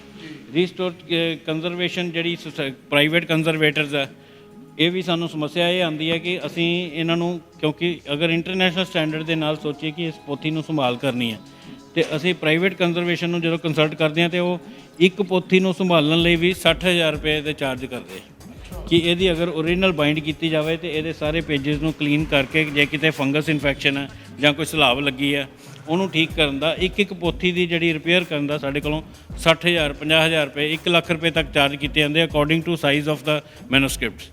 ਅਤੇ ਉਹ ਇਹ ਇੱਕ ਬਹੁਤ ਵੱਡਾ ਪ੍ਰੋਜੈਕਟ ਹੈ ਵੀ ਮੈਂ ਸੋਚਦਾ ਸੀ ਕਿ ਮੈਂ ਆਪਣੀ ਇੱਕ ਲੈਬੋਰਟਰੀ ਇਹੋ ਜਿਹੀ ਬਣਾ ਲਵਾਂ ਜਿਹਦੇ ਵਿੱਚ ਅਸੀਂ ਉਹਨਾਂ ਨੂੰ ਜਿਹੜੇ ਐਕਸਪਰਟਸ ਹੈ ਉਹਨਾਂ ਨੂੰ ਹਾਇਰ ਕਰਕੇ ਸਾਰੇ ਗ੍ਰੰਥਾਂ ਨੂੰ ਬਕਾਇਦਾ ਰੀਸਟੋਰ ਕਰੀਏ। ਰੀਸਟੋਰ ਕਰਨ ਤੋਂ ਬਾਅਦ ਇੱਕ ਬਹੁਤ ਹਾਈ ਐਂਡ ਜਿਹੜੇ ਕੈਮਰਾਜ਼ ਹੈ ਉਹ ਡਿਜੀਟਾਈਜ਼ ਕਰਕੇ ਉਹਨੂੰ ਸਾਰੀ ਡਿਜੀਟਾਈਜੇਸ਼ਨ ਕੀਤੀ ਜਾਵੇ, ਇਹਦੀ ਅੱਛੀ ਫੋਟੋਗ੍ਰਾਫੀ ਹੋਵੇ। ਉਸ ਤੋਂ ਬਾਅਦ ਉਹਨੂੰ ਕੰਪਰੈਸ ਕਰਕੇ ਅਸੀਂ ਫਾਈਲਸ ਬਣਾ ਕੇ ਈ ਬੁਕਿੰਗ ਕਰਕੇ ਇਹਨੂੰ ਆਪਣੇ ਵੈਬਸਾਈਟ ਦੇ ਉੱਤੇ ਛੱਡ ਸਕੀਏ। ਇਹ ਕਾਫੀ ਵੱਡਾ ਗ੍ਰੰਥ ਹੈ। ਇਹ ਕੀ ਚੀਜ਼ ਹੈ ਜੀ? ਹਾਂਜੀ, ਇਹ ਜੈਮਿਨੀ ਰਿਸ਼ੀ ਦਾ ਲਿਖਿਆ ਹੋਇਆ ਅਸ਼ਵਮੇਧ ਗ੍ਰੰਥ ਹੈ ਜੀ। ਔਰ ਇਹ ਗੁਰਮੁਖੀ ਦੇ ਵਿੱਚ ਅਸ਼ਵਮੇਧ ਗ੍ਰੰਥ ਕਿਤੇ ਵੀ ਸਾਨੂੰ ਕਿਸੇ ਅਜਾਇਬ ਘਰ 'ਚ ਦੇਖਣ ਨੂੰ ਨਹੀਂ ਮਿਲਦਾ। ਜਿੱਥੇ ਵੀ ਅਸੀਂ ਗ੍ਰੰਥ ਦੇਖਦੇ ਹਾਂ ਉਹ ਸੰਸਕ੍ਰਿਤ ਦੇ ਵਿੱਚ ਹੀ ਹੁੰਦਾ, ਪਰ ਇਹ ਪੰਜਾਬ 'ਚ ਲਿਖਿਆ ਹੋਣ ਕਰਕੇ ਜੈਮਿਨੀ ਰਿਸ਼ੀ ਦਾ ਅਸ਼ਵਮੇਧ ਗ੍ਰੰਥ ਇਹ ਗੁਰਮੁਖੀ ਦੇ ਵਿੱਚ ਲਿਖਿਆ ਗਿਆ ਤੇ ਇਹ ਬਹੁਤ ਵੱਡਾ ਗ੍ਰੰਥ ਹੈ ਔਰ ਕੰਪਲੀਟ ਹੈ। ਇਹਦੀ ਬਾਈਂਡਿੰਗ ਵੀ ਜਿਹੜੀ ਹੈ ਓਰੀਜਨਲ ਬਾਈਂਡਿੰਗ ਹੈ, ਤਿੱਲੇ ਦੇ ਨਾਲ ਸਿਲਾਈ ਕੀਤੀ ਗਈ। ਉਸ ਤੋਂ ਬਾਅਦ ਇਹ ਚਮੜੇ ਦੀ ਜਿਲਦ ਬਣੀ ਹੋਈ ਹੈ। ਅੱਛਾ ਇਸ ਤੋਂ ਬਾਅਦ ਅਸੀਂ ਆਏ ਨੇ ਜੀ, ਇਹ ਤੁਲਸੀਦਾਸ ਜੀ ਦੀ ਰਮਾਇਣ ਹੈ, ਰਾਮਚਰਿਤ ਮਾਨਸ ਤੁਲਸੀਦਾਸ ਜੀ। ਇਹ ਵੀ ਗੁਰਮੁਖੀ ਦੇ ਵਿੱਚ ਲਿਖੀ ਹੋਈ ਹੈ। ਰਮਾਇਣ ਦਾ ਤਰਜਮਾ ਜਿਹੜਾ ਉਹ ਗੁਰਮੁਖੀ 'ਚ ਕੀਤਾ ਗਿਆ ਤਾਂ ਕਿ ਪੰਜਾਬ 'ਚ ਰਹਿਣ ਵਾਲਾ ਚਾਹੇ ਉਹ ਹਿੰਦੂ ਆ, ਅਗਰ ਉਹਨੂੰ ਸੰਸਕ੍ਰਿਤ ਨਹੀਂ ਆਉਂਦੀ ਤੇ ਉਹ ਰਮਾਇਣ ਪੜ੍ਹਨਾ ਚਾਹੁੰਦਾ ਤੇ ਉਹ ਗੁਰਮੁਖੀ 'ਚ ਪੜ੍ਹ ਸਕਦਾ ਸੀ। ਇਹ ਸਾਰੀ ਲੜੀਵਾਰੀ ਲਿਖੀ ਗਈ ਹੈ, ਹੈਂਡਮੇਡ ਪੇਪਰ ਹੈ। ਇਹ ਹਨੂਮਾਨ ਨਾਟਕ ਹੈ ਔਰ ਇਹਦੇ ਵਿੱਚ ਨੈਚੁਰਲ ਕਲਰਸ ਦੇ ਨਾਲ ਉਹਦਾ ਹਰ ਪੇਜ ਦੇ ਉੱਤੇ ਬਾਰਡਰ ਬਣਾਇਆ ਗਿਆ। ਜੀ ਜੀ। ਇਹ ਨੈਚੁਰਲ ਕਲਰਸ ਜਿਹੜੇ ਆ ਕੁਦਰਤੀ ਪੱਥਰਾਂ ਤੋਂ ਤੇ ਫੁੱਲਾਂ ਪੱਤੀਆਂ ਤੋਂ ਬਣਾਏ ਜਾਂਦੇ ਸੀ, ਜਿਹੜੇ ਸਾਲਾਂ ਤੱਕ ਕਾਇਮ ਰਹਿੰਦੇ ਆ। ਇਹਦਾ ਜਿਹੜਾ ਪੀਰੀਅਡ ਹੈ ਇਹ 280 ਸਾਲ ਪੁਰਾਣੀ ਹੈ ਜੀ। ਅੱਛਾ। ਹਾਂਜੀ, ਇਹ ਹੁਣ ਇਹ ਜਿਵੇਂ ਤੁਸੀਂ ਪੀਰੀਅਡ ਦੱਸ ਰਹੇ ਹੋ ਕਿ ਲਿਖਿਆ ਹੁੰਦਾ ਹਾਂਜੀ, ਜਦੋਂ ਕੋਈ ਗ੍ਰੰਥ ਪੂਰਾ ਹੁੰਦਾ ਉਹਦੇ ਆਖਰੀ ਪੇਜ ਦੇ ਉੱਤੇ ਲਿਖਿਆ ਜਾਂਦਾ ਕਿ ਕਿਹੜੀ ਵਿਕਰਮੀ ਸੰਮਤ ਨੂੰ ਇਹ ਗ੍ਰੰਥ ਸੰਪੂਰਨ ਹੋਇਆ। ਜਿਵੇਂ ਇੱਥੇ ਲਿਖਿਆ ਜੀ ਗ੍ਰੰਥ ਅਬ ਸ਼ੁਭ ਮਸਤ, ਇਹ 'ਤੇ ਲਿਖਿਆ 1896 ਸੰਮਤ। ਇਹ ਸੰਮਤ 'ਚੋਂ 57 ਸਾਲ ਜਦੋਂ ਅਸੀਂ ਮਾਈਨਸ ਕਰਦੇ ਹਾਂ ਤੇ ਉਹਦਾ ਫਿਰ ਈਸਵੀ ਆ ਜਾਂਦਾ ਸਾਨੂੰ। ਹਰ ਗ੍ਰੰਥ ਦੇ ਅਖੀਰ ਦੇ ਵਿੱਚ ਲਿਖਿਆ ਹੁੰਦਾ ਕਿ ਇਹ ਗ੍ਰੰਥ ਅੱਜ ਸਾਵਨ ਦੇ ਮਹੀਨੇ ਜਾਂ ਜੇਠ ਦੇ ਮਹੀਨੇ ਇਸ ਸੰਮਤ ਨੂੰ ਖਤਮ ਹੋਇਆ। ਇਹ ਸਾਰੇ ਗ੍ਰੰਥ ਹੁਣ ਇਹ ਵੀ ਇੱਕ ਰਮਾਇਣ ਹੈ ਜੀ। ਇਹ ਰਮਾਇਣ ਗੁਰਮੁਖੀ ਦੇ ਵਿੱਚ ਹੈ। ਇਹ ਬਹੁਤ ਰੇਅਰ ਕਿਉਂਕਿ ਇਹਦੀ ਕਲਮ ਜਿਹੜੀ ਆ ਬਹੁਤ ਬਰੀਕ ਹੈ। ਪੀਰੀਅਡ ਦੇ ਨਾਲ ਨਾਲ ਕਲਮਾਂ ਤੋਂ ਤੁਹਾਨੂੰ ਪਤਾ ਲੱਗਦਾ ਰਹਿੰਦਾ ਕਿ ਇਹ ਬਰੀਕ ਕਲਮ ਹੈ, ਇਹਦਾ ਪੀਰੀਅਡ ਬਹੁਤ ਜ਼ਿਆਦਾ ਹੈ। ਓਕੇ। ਤੇ ਇਹ ਕੰਪਲੀਟ ਰਮਾਇਣ ਮਿਲੀ ਹੈ, ਬਿਲਕੁਲ ਇੰਟੈਕਟ ਕੰਡੀਸ਼ਨ 'ਚ ਹੈ। ਇਹ ਤੁਲਸੀਦਾਸ ਜੀ ਦੀ ਰਮਾਇਣ ਨੂੰ ਗੁਰਮੁਖੀ ਦੇ ਵਿੱਚ ਲਿਖਿਆ ਗਿਆ ਔਰ ਕਿਉਂਕਿ ਕਿਸੇ ਸਿੱਖ ਨੇ ਲਿਖੀ ਹੈ ਤੇ ਇਹ ਰਮਾਇਣ ਵੀ ਏਕ ਓਂਕਾਰ ਸਤਿਗੁਰ ਪ੍ਰਸਾਦ ਤੋਂ ਹੀ ਅਧਿਆਇ ਸ਼ੁਰੂ ਕਰ ਰਹੇ। ਹਾਂਜੀ, ਇਹ ਅੰਮ੍ਰਿਤ ਧਾਰਾ ਗ੍ਰੰਥ ਹੈ ਜੀ। ਇਹ ਵੀ ਗੁਰਮੁਖੀ ਦੇ ਵਿੱਚ ਮਿਲਿਆ ਸਾਨੂੰ। ਇਹ ਭਗਤਾਂ ਦੀ ਬਾਣੀ ਹੈ ਜੀ। ਅੱਛਾ। ਹਾਂਜੀ, ਇਹ ਵੀ ਗੁਰਮੁਖੀ ਦੇ ਵਿੱਚ ਮਿਲੀ ਹੈ। ਇਹ ਵਿਚਾਰਮਾਲ ਗ੍ਰੰਥ ਹੈ, ਇਹ ਵੀ ਗੁਰਮੁਖੀ ਦੇ ਵਿੱਚ ਹੀ ਹੈ। ਤੇ ਇਹ 5 ਗ੍ਰੰਥੀ ਹੈ ਜੀ, ਇਹ 10 ਗ੍ਰੰਥੀ ਹੈ। ਉਸ ਤੋਂ ਬਾਅਦ ਸਾਨੂੰ ਦੇਖੋ ਫਾਰਸੀ ਦੇ ਵਿੱਚ ਵੀ ਗ੍ਰੰਥ ਮਿਲੇ। ਫਾਰਸੀ ਹੈ। ਹਾਂਜੀ ਹਾਂਜੀ, ਪਰ ਦੇਖਣ 'ਚ ਜਿਵੇਂ ਉਰਦੂ ਲੱਗਦਾ। ਇਹ ਉਰਦੂ ਵਰਗੀ ਪਰ ਇਹ ਫਾਰਸੀ ਹੈ। ਦੇਖੋ ਇਹਦੇ ਵਿੱਚ ਪੁਰਾਣੇ ਹੀ ਉਸ ਸਮੇਂ ਦੇ ਨਿੰਮ ਦੇ ਪੱਤੇ ਰੱਖੇ ਤਾਂ ਕਿ ਇਹਨੂੰ ਕੀੜਾ ਨਾ ਲੱਗ ਸਕੇ। ਜੀ ਜੀ। ਔਰ ਇਹ ਬਹੁਤ ਬਰੀਕ ਪੇਪਰ ਹੈ ਫਾਰਸੀ ਦੇ ਵਿੱਚ। ਇਹ ਜਿਹੜਾ ਕਿੱਸਾ ਯੂਸਫ ਜ਼ੁਲੈਖਾਂ ਵਾ, ਜਿਹਦਾ ਜ਼ਿਕਰ ਇਤਿਹਾਸ 'ਚ ਆਉਂਦਾ, ਯੂਸਫ ਜ਼ੁਲੈਖਾਂ ਦਾ ਕਿੱਸਾ ਫਾਰਸੀ ਦੇ ਵਿੱਚ ਹੈ। ਹੁਣ ਇਹ ਸਾਨੂੰ ਇੱਕ ਕੁਰਾਨ ਹੈ, ਕੁਰਾਨ 400 ਸਾਲ ਤੋਂ ਇਹਦਾ ਵੱਧ ਪੀਰੀਅਡ ਹੈ। ਜਿਹੜੀ ਇਹਦੀ ਡੇਟ ਹੈ ਲਾਸਟ ਪੇਜ 'ਤੇ ਉਹ ਦੱਸ ਰਹੀ ਹੈ ਕਿ 400 ਸਾਲ ਪਹਿਲਾਂ ਇਹ ਕੁਰਾਨ ਲਿਖੀ ਗਈ। ਇਹ ਕੁਰਾਨ ਅਰਬੀ ਭਾਸ਼ਾ 'ਚ ਹੈ, ਪਰ ਉਸ ਤੋਂ ਅੱਜ ਤੋਂ 100 ਸਾਲ ਪਹਿਲਾਂ ਕਿਸੇ ਨੇ ਉਰਦੂ ਦੇ ਵਿੱਚ ਹਰ ਲਾਈਨ ਦੇ ਥੱਲੇ ਉਰਦੂ 'ਚ ਉਹਦੀ ਟਰਾਂਸਲੇਸ਼ਨ ਕੀਤੀ। ਅੱਛਾ। ਕਿਉਂਕਿ ਅਰਬੀ ਹਰ ਆਦਮੀ ਨਹੀਂ ਪੜ੍ਹ ਸਕਦਾ, ਉਹਨੇ ਥੱਲੇ ਉਰਦੂ ਦੇ ਵਿੱਚ ਹਰ ਲਾਈਨ ਦੇ ਥੱਲੇ ਇਹਦਾ ਤਰਜਮਾ ਉਰਦੂ ਦੇ ਵਿੱਚ ਕੀਤਾ। ਹੁਣ ਇਹ ਇੱਕ ਗ੍ਰੰਥ ਹੈ ਜੋਤਿਸ਼ ਦੇ ਉੱਪਰ ਹੈ, ਫਾਰਸੀ ਦੇ ਵਿੱਚ ਲਿਖਿਆ ਗਿਆ। ਜੋਤਿਸ਼ ਦੇ ਵਿੱਚ ਗ੍ਰੰਥ ਹੈ। ਇਹ ਗ੍ਰੰਥ ਸਾਹਿਬ ਕਿਹੜੇ ਆ? ਹਾਂਜੀ, ਇਹ ਜਿਹੜੀ ਪੋਥੀ ਹੈ ਜੀ ਇਹ 10 ਗ੍ਰੰਥੀ ਹੈ, ਜਿਹਦੇ 'ਚ ਨਿਤਨੇਮ ਦੀਆਂ ਬਾਣੀਆਂ ਤੋਂ ਇਲਾਵਾ ਹੋਰ ਬਾਣੀਆਂ ਵੀ ਲਿਖੀਆਂ ਗਈਆਂ। ਜੀ। ਇਹਦੇ ਵਿੱਚ ਕੀ ਹੈ ਕਿ ਇਹ ਅੱਜ ਥੋੜਾ ਜਿਹਾ ਤੁਹਾਨੂੰ ਇਹ ਝਲਕ ਮਾਤਰ ਹੈ ਕਿਉਂਕਿ ਕਲੈਕਸ਼ਨ ਬਹੁਤ ਵੱਡੀ ਹੈ। ਜਗ੍ਹਾ ਦੇ ਹਿਸਾਬ ਨਾਲ ਮੈਂ ਇੱਥੇ ਇੱਕ ਥੋੜ੍ਹੇ ਜਿਹੇ ਡਿਸਪਲੇ ਕੀਤੇ ਆ। ਇਹ ਦੱਸਣ ਦੀ ਕੋਸ਼ਿਸ਼ ਕੀਤੀ ਕਿ ਸਾਡਾ ਜਿਹੜੀ ਵਿਰਾਸਤ ਹੈ ਇਹ ਨਹੀਂ ਕਿ ਸਿਰਫ ਜਿਹੜੀ ਸਿੱਖਾਂ ਦੀ ਵਿਰਾਸਤ ਹੀ ਵਿਰਾਸਤ ਹੈ। ਪੰਜਾਬ ਦੇ ਵਿੱਚ ਰਹਿਣ ਵਾਲਾ ਹਰ ਬੰਦਾ ਜਿਹੜਾ ਆਪਣੇ ਧਰਮ ਨੂੰ ਮੰਨਦਾ ਸੀ, ਉਹਨਾਂ ਨੇ ਆਪਣੀਆਂ ਰੀਤਾਂ ਨੂੰ ਕਿੱਦਾਂ ਪਾਲਿਆ। ਤੇ ਉਹ ਚਾਹੇ ਇਸਲਾਮ ਸੀ, ਚਾਹੇ ਹਿੰਦੂਇਜ਼ਮ ਹੈ, ਚਾਹੇ ਸਿੱਖੀਜ਼ਮ ਹੈ। ਤੇ ਜਿੰਨੇ ਮੈਨੂੰ ਇਹਨਾਂ ਦੇ ਹੱਥ ਲਿਖਤ ਪੋਥੀਆਂ ਗ੍ਰੰਥ ਮਿਲਦੇ ਆ ਕਿਤੋਂ ਵੀ, ਮੈਂ ਉਹ ਕੋਸ਼ਿਸ਼ ਕੀਤੀ ਹੈ ਸਾਰਿਆਂ ਨੂੰ ਸਾਂਭਿਆ ਜਾਵੇ। ਆਉਣ ਵਾਲੀ ਜਨਰੇਸ਼ਨ ਨੂੰ ਅਸੀਂ ਦੱਸ ਸਕੀਏ ਕਿ ਸਾਡੀ ਆਹ ਹਿਸਟਰੀ ਸੀ ਔਰ ਅੱਗੋਂ ਇਨ ਫਿਊਚਰ ਜੇ ਕੋਈ ਗ੍ਰੰਥ ਨਵੇਂ ਛਾਪ ਕੇ ਦਿੱਤੇ ਜਾਣ ਤੇ ਅਸੀਂ ਟੈਲੀ ਕਰ ਸਕੀਏ। ਇਸ ਮੰਤਵ ਨਾਲ ਮੈਂ ਇਹਨਾਂ ਨੂੰ ਸਾਂਭਿਆ। ਤੇ ਹੁਣ ਕੋਸ਼ਿਸ਼ ਹੈ ਕਿ ਇਹ ਸਾਰਿਆਂ ਨੂੰ ਡਿਜੀਟਾਈਜ਼ ਵੀ ਕੀਤਾ ਜਾਊਗਾ ਤਾਂ ਕਿ ਦੁਨੀਆ 'ਚ ਬੈਠਾ ਕੋਈ ਵੀ ਸ਼ਖਸ ਕੋਈ ਗ੍ਰੰਥ ਪੜ੍ਹਨਾ ਚਾਹਵੇ ਤੇ ਉਹਨੂੰ ਉੱਥੋਂ ਖੋਲ੍ਹ ਕੇ ਪੜ੍ਹ ਸਕੇਗਾ। ਜੀ, ਬਹੁਤ ਅੱਛਾ ਉਪਰਾਲਾ ਤੁਹਾਡਾ ਕਿ ਤੁਸੀਂ ਧਰਮ ਦੇ ਨਾਲ ਬਹੁਤ ਚੰਗੇ ਤਰੀਕੇ ਨਾਲ ਜੁੜੇ ਹੋਏ ਹੋ ਤੇ ਜਿੱਥੇ ਵਿਰਾਸਤ ਸਾਮੀ ਆ ਉਹਦੇ ਨਾਲ ਨਾਲ ਧਰਮ ਦਾ ਵੀ ਜਿਹੜਾ ਕਾਫੀ ਤੁਹਾਡੇ ਕੋਲ ਸਮਾਨ ਪਿਆ, ਕਾਫੀ ਕਲੈਕਸ਼ਨ ਆ। ਅਸੀਂ ਉਮੀਦ ਕਰਦੇ ਹਾਂ ਕਿ ਇਹ ਜਿਹੜੀਆਂ ਚੀਜ਼ਾਂ ਹੈਗੀਆਂ ਸਾਡੀ ਆਉਣ ਵਾਲੀ ਨਸਲ ਲਈ ਇਹ ਜ਼ਰੂਰ ਤੋਂ ਜ਼ਰੂਰ ਉਹਨਾਂ ਨੂੰ ਕੁਛ ਨਾ ਕੁਛ ਸਿੱਖਣ ਦਾ ਮੌਕਾ ਦੇਣਗੇ। ਤਾਂ ਨਰਿੰਦਰਪਾਲ ਸਿੰਘ ਜੀ, ਤੁਹਾਡਾ ਮੈਂ ਦੇਖ ਰਿਹਾ ਕਿ ਮੈਂ ਤੁਹਾਡੇ ਘਰ 'ਚ ਵੀ ਦੇਖ ਕੇ ਆਇਆ ਸੀ ਵੀ ਬਹੁਤ ਸਾਰੇ ਹਜ਼ਾਰਾਂ ਦੀ ਗਿਣਤੀ ਵਿੱਚ ਸਿੱਕੇ ਪਏ ਸੀ। ਇੱਥੇ ਥੋੜ੍ਹੇ ਜਿਹੇ ਤੁਸੀਂ ਡਿਸਪਲੇ ਕੀਤੇ ਆ। ਅਸੀਂ ਥੋੜ੍ਹਾ ਜਿਹਾ ਸੰਖੇਪ ਨਾਲ ਜਾਣਨਾ ਚਾਹਾਂਗੇ ਕਿ ਇਹ ਸਿੱਕੇ ਕਿਹੜੇ ਆ ਜੀ। ਅੱਜ ਜਿਹੜੇ ਇੱਥੇ ਆਪਾਂ ਹੁਣ ਦਿਖਾ ਰਹੇ ਹਾਂ ਸਿੱਕੇ, ਇਹ ਉਹ ਸਿੱਕੇ ਹੈ ਜਿਹੜੇ ਨਾਨਕਸ਼ਾਹੀ ਤੇ ਗੋਬਿੰਦਸ਼ਾਹੀ ਦੋ ਤਰ੍ਹਾਂ ਦਾ ਕਪਲੇਟ ਆਉਂਦਾ। ਉਹ ਦੋ ਤਰ੍ਹਾਂ ਦੇ ਜਿਹੜੇ ਕਪਲੇਟਸ ਵਾਲੇ ਸਿੱਕੇ ਜਿੱਥੋਂ ਨਿਕਲੇ ਸਿੱਖਾਂ ਦੇ ਰਾਜ ਸਿੱਖ ਰਿਆਸਤ ਦੀਆਂ ਹੱਦਾਂ ਕਿੱਥੇ ਤੱਕ ਸੀਗੀਆਂ, ਉਹਨਾਂ ਨੇ ਕਿਹੜੇ ਇਲਾਕੇ ਜਿੱਤੇ। ਕਈ ਹਿਸਟਰੀ ਦੇ ਵਿੱਚ ਕੰਟਰੋਵਰਸੀਜ਼ ਹੋ ਜਾਂਦੀਆਂ, ਕਈ ਸਟੇਟਸ ਜਿਹੜੀਆਂ ਉਹ ਕਹਿੰਦੀਆਂ ਕਿ ਅਸੀਂ ਅੱਜ ਤੱਕ ਕਿਸੇ ਕੋਲੋਂ ਨਹੀਂ ਹਾਰੇ, ਪਰ ਸਿੱਕਾ ਇੱਕ ਆਥੈਂਟਿਕ ਪ੍ਰੂਫ ਹੁੰਦਾ। ਉਹ ਸਿੱਕੇ ਦੇ ਉੱਤੇ ਲਿਖਿਆ ਹੁੰਦਾ ਵੀ ਇਹ ਕਿਹੜੀ ਟਕਸਾਲ ਤੋਂ ਕਿਹੜੇ ਸੰਨ 'ਚ ਕਿਹਨੇ ਜਾਰੀ ਕੀਤਾ। ਤੇ ਇਹ ਸਾਡੇ ਕੋਲ ਅੱਜ ਜਿਹੜੇ ਇੱਥੇ ਸਿੱਕੇ ਆ ਸਿੱਖ ਮਿਸਲਾਂ ਤੋਂ ਸਟਾਰਟ ਕਰਦੇ ਆ। ਸਿੱਖ ਮਿਸਲਾਂ ਨੇ ਕਿਹੜੇ ਇਲਾਕੇ ਜਿੱਤੇ, ਚਾਹੇ ਉਹ ਲਾਹੌਰ ਸੀ, ਚਾਹੇ ਅੰਮ੍ਰਿਤਸਰ ਸੀ, ਅਲੱਗ-ਅਲੱਗ ਮਿਸਲਾਂ ਦਾ ਅਲੱਗ-ਅਲੱਗ ਇਲਾਕੇ 'ਚ ਰਾਜ ਸੀ। ਫਿਰ ਜਦੋਂ ਬਾਅਦ 'ਚ ਬਾਬਾ ਸਾਹਿਬ ਸਿੰਘ ਬੇਦੀ ਨੇ ਅਗਵਾਈ ਕਰਕੇ ਮਹਾਰਾਜਾ ਰਣਜੀਤ ਸਿੰਘ ਨੂੰ ਮਹਾਰਾਜਾ ਰਾਜ ਤਿਲਕ ਕੀਤਾ ਤੇ ਸਾਰੀਆਂ 12 ਮਿਸਲਾਂ ਇਕੱਠੀਆਂ ਕਰਕੇ ਉਹਨਾਂ ਨੇ ਇੱਕ ਸਿੱਖ ਸੋਵਰਨ ਸਟੇਟ ਬਣਾਈ। ਅੱਜ ਜਿਹੜੇ ਇੱਥੇ ਡਿਸਪਲੇ ਕੀਤੇ ਆ ਉਹਨਾਂ ਦੇ ਵਿੱਚ ਲਾਹੌਰ ਤੇ ਅੰਮ੍ਰਿਤਸਰ ਵੱਲੋਂ ਮਿਸਲਾਂ ਦੇ ਜਾਰੀ ਕੀਤੇ ਸਿੱਕੇ ਆ। ਫਿਰ ਜਦੋਂ ਲਾਹੌਰ ਤੇ ਕਬਜ਼ਾ ਕੀਤਾ ਮਹਾਰਾਜਾ ਰਣਜੀਤ ਸਿੰਘ ਨੇ ਸਿੱਕੇ ਜਾਰੀ ਕੀਤੇ ਤੇ ਉੱਤੇ ਦੇਖੋ ਫਾਰਸੀ ਦੇ ਵਿੱਚ ਹਰ ਸਿੱਕੇ ਤੇ ਲਿਖਿਆ ਜਾਂਦਾ ਸੀ ਜ਼ਰਬ ਦਾਰੁਲ ਸਲਤਨਤ ਲਾਹੌਰ, ਕਿ ਜ਼ਰਬ ਮਤਲਬ ਟਕਸਾਲ, ਜ਼ਰਬ ਆਨੰਦਗੜ੍ਹ, ਜ਼ਰਬ ਡੇਰਾ ਜਿਹੜਾ ਪਾਕਿਸਤਾਨ ਦੇ ਵਿੱਚ ਡੇਰਾ ਜਾਟ, ਡੇਰਾ ਗਾਜ਼ੀ ਖਾਂ, ਡੇਰਾ ਇਸਮਾਈਲ ਖਾਂ, ਉਹ ਇਲਾਕੇ ਜਿੱਤੇ, ਉੱਥੋਂ ਸਿੱਕਾ ਜਾਰੀ ਕੀਤਾ। ਇੱਥੇ ਕਸ਼ਮੀਰ ਦੇ ਸਿੱਕੇ ਆ। ਇਹ ਬਹੁਤ ਦੇਖੋ ਦੇਖਣ ਵਾਲੀ ਚੀਜ਼ ਹੈ ਕਿ ਰਣਜੀਤ ਸਿੰਘ ਦੇ ਗਵਰਨਰਸ ਕਸ਼ਮੀਰ 'ਚ ਹੁੰਦੇ ਸੀ। ਉਹ ਗਵਰਨਰ ਦੇ ਵਿੱਚ ਇੱਥੇ ਦੀਵਾਨ ਚੂਨੀ ਲਾਲ ਵੀ ਹੈ, ਕਿਰਪਾ ਰਾਮ ਵੀ ਹੈ, ਭੀਮਾ ਸਿੰਘ ਹੈ, ਮੀਆਂ ਸਿੰਘ ਹੈ, ਸ਼ੇਖ ਗੁਲਾਮ ਮਹਿਊਦੀਨ ਹੈ, ਇੱਕ ਹਿੰਦੂ ਹੈ, ਇੱਕ ਸਿੱਖ ਹੈ, ਇੱਕ ਮੁਸਲਮਾਨ ਹੈ। ਇਹ ਸਾਨੂੰ ਸਿੱਕਾ ਦੱਸਦਾ ਕਿ ਰਣਜੀਤ ਸਿੰਘ ਦੇ ਰਾਜ 'ਚ ਸਾਰੇ ਧਰਮਾਂ ਨੂੰ ਇਕੁਅਲ ਰਿਸਪੈਕਟ ਦਿੱਤੀ ਜਾਂਦੀ ਸੀ। ਉਹਦੀ ਫੌਜ ਦੇ ਵਿੱਚ ਜਨਰਲ ਵੈਂਤੂਰਾ ਵੀ ਸੀ, ਫ੍ਰੈਂਚ ਜਨਰਲ ਸੀਗਾ। ਉਸ ਟਾਈਮ 'ਤੇ ਇਕੋਨਮੀ ਪੰਜਾਬ ਦੀ ਇੰਨੀ ਵਧੀਆ ਸੀ ਕਿ ਫੋਰਨ ਤੋਂ ਉਦੋਂ ਜਿਵੇਂ ਅੱਜ ਫਰਾਂਸ ਤੋਂ ਨੈਪੋਲੀਅਨ ਦੀ ਫੌਜ 'ਚੋਂ ਨਿਕਲੇ ਹੋਏ ਲੋਕ ਉਹ ਰਣਜੀਤ ਸਿੰਘ ਕੋਲ ਨੌਕਰੀ ਮੰਗਣ ਆਉਂਦੇ ਸੀ ਕਿ ਰਣਜੀਤ ਸਿੰਘ ਦੀ ਉਸ ਟਾਈਮ 'ਤੇ ਫੌਜ ਦੇ ਅਫਸਰਾਂ ਨੂੰ ਤਨਖਾਹ ਵਰਲਡ ਦੇ ਵਿੱਚ ਸਭ ਤੋਂ ਜ਼ਿਆਦਾ ਸੀ ਅਤੇ ਲੋਕ ਇਹ ਖੁਸ਼ਕਿਸਮਤੀ ਸਮਝਦੇ ਸੀ ਬਾਹਰਲੇ ਜਰਨੈਲ ਕਿ ਰਣਜੀਤ ਸਿੰਘ ਦੀ ਫੌਜ 'ਚ ਅਸੀਂ ਨੌਕਰੀ ਕਰੀਏ। ਤੇ ਇਹ ਸਿੱਕੇ ਦੱਸਦੇ ਆ ਕਿ ਚੋਨੀ ਲਾਲ ਵੀ ਸੀ, ਭੀਮਾ ਸਿੰਘ ਵੀ ਸੀ, ਗੁਲਾਮ ਮਹਿਊਦੀਨ ਵੀ ਸੀ। ਹਰ ਧਰਮ ਦੇ ਬੰਦੇ ਨੂੰ ਉੱਥੇ ਪੂਰਾ ਸਤਿਕਾਰ ਮਿਲਦਾ ਸੀ। ਇਹ ਜਿਹੜੇ ਚਾਂਦੀ ਦੇ ਰੁਪਈਏ ਹੈ, ਇਹ ਪੁਰਾਣਾ ਤੋਲਾ 11.5 ਗ੍ਰਾਮ 11 ਗ੍ਰਾਮ 660 ਮਿਲੀ, ਇਹ ਪੁਰਾਣਾ 올ਡ ਤੋਲਾ ਹੈ। ਇਹ ਸਾਰੇ ਚਾਂਦੀ ਦੇ ਸਿੱਕੇ, ਜਿਵੇਂ ਉੱਤੇ ਲਿਖਿਆ ਜ਼ਰਬ ਸ਼੍ਰੀ ਅੰਮ੍ਰਿਤਸਰ ਜੀ, ਇਹ ਫਾਰਸੀ 'ਚ ਲਿਖਿਆ ਗਿਆ। ਫਾਰਸੀ ਉਦੋਂ ਸਰਕਾਰੀ ਜ਼ਬਾਨ ਤਾਂ ਸੀ ਕਿ ਰਣਜੀਤ ਸਿੰਘ ਦੇ ਜਿਹੜੇ ਇਲਾਕੇ ਸੀ, ਲੁਧਿਆਣੇ ਦਾ ਸਤਲੁਜ ਦਰਿਆ ਉਹਦਾ ਬਾਰਡਰ ਸੀ, ਪਰ ਜ਼ਿਆਦਾ ਉਹਦਾ ਇਲਾਕਾ ਜਿਹੜਾ ਸੀ ਬਲੋਚਿਸਤਾਨ ਤੱਕ, ਅਫਗਾਨਿਸਤਾਨ ਤੱਕ ਉਹਨੇ ਵਿਨ ਕੀਤਾ, ਜਿਸ 'ਚ ਚਾਹੇ ਉਹ ਮੁਲਤਾਨ ਹੈ, ਪਿਸ਼ਾਵਰ ਹੈ, ਲਾਹੌਰ ਹੈ, ਡੇਰਾ ਗਾਜ਼ੀ ਖਾਂ, ਡੇਰਾ ਇਸਮਾਈਲ ਖਾਂ, ਉੱਥੇ ਫਾਰਸੀ ਬੋਲੀ ਜਾਂਦੀ ਸੀ, ਫਾਰਸੀ ਪੜ੍ਹੀ ਜਾਂਦੀ ਸੀ, ਸਰਕਾਰੀ ਭਾਸ਼ਾ ਫਾਰਸੀ ਸੀ। ਇਸ ਕਰਕੇ ਹਰ ਸਿੱਕੇ 'ਤੇ ਫਾਰਸੀ 'ਚ ਲਿਖਿਆ ਗਿਆ। ਇਹ ਚਾਂਦੀ ਦੇ ਰੁਪਈਏ ਸੀ, ਤਾਂਬੇ ਦੇ ਪੈਸੇ ਸੀ।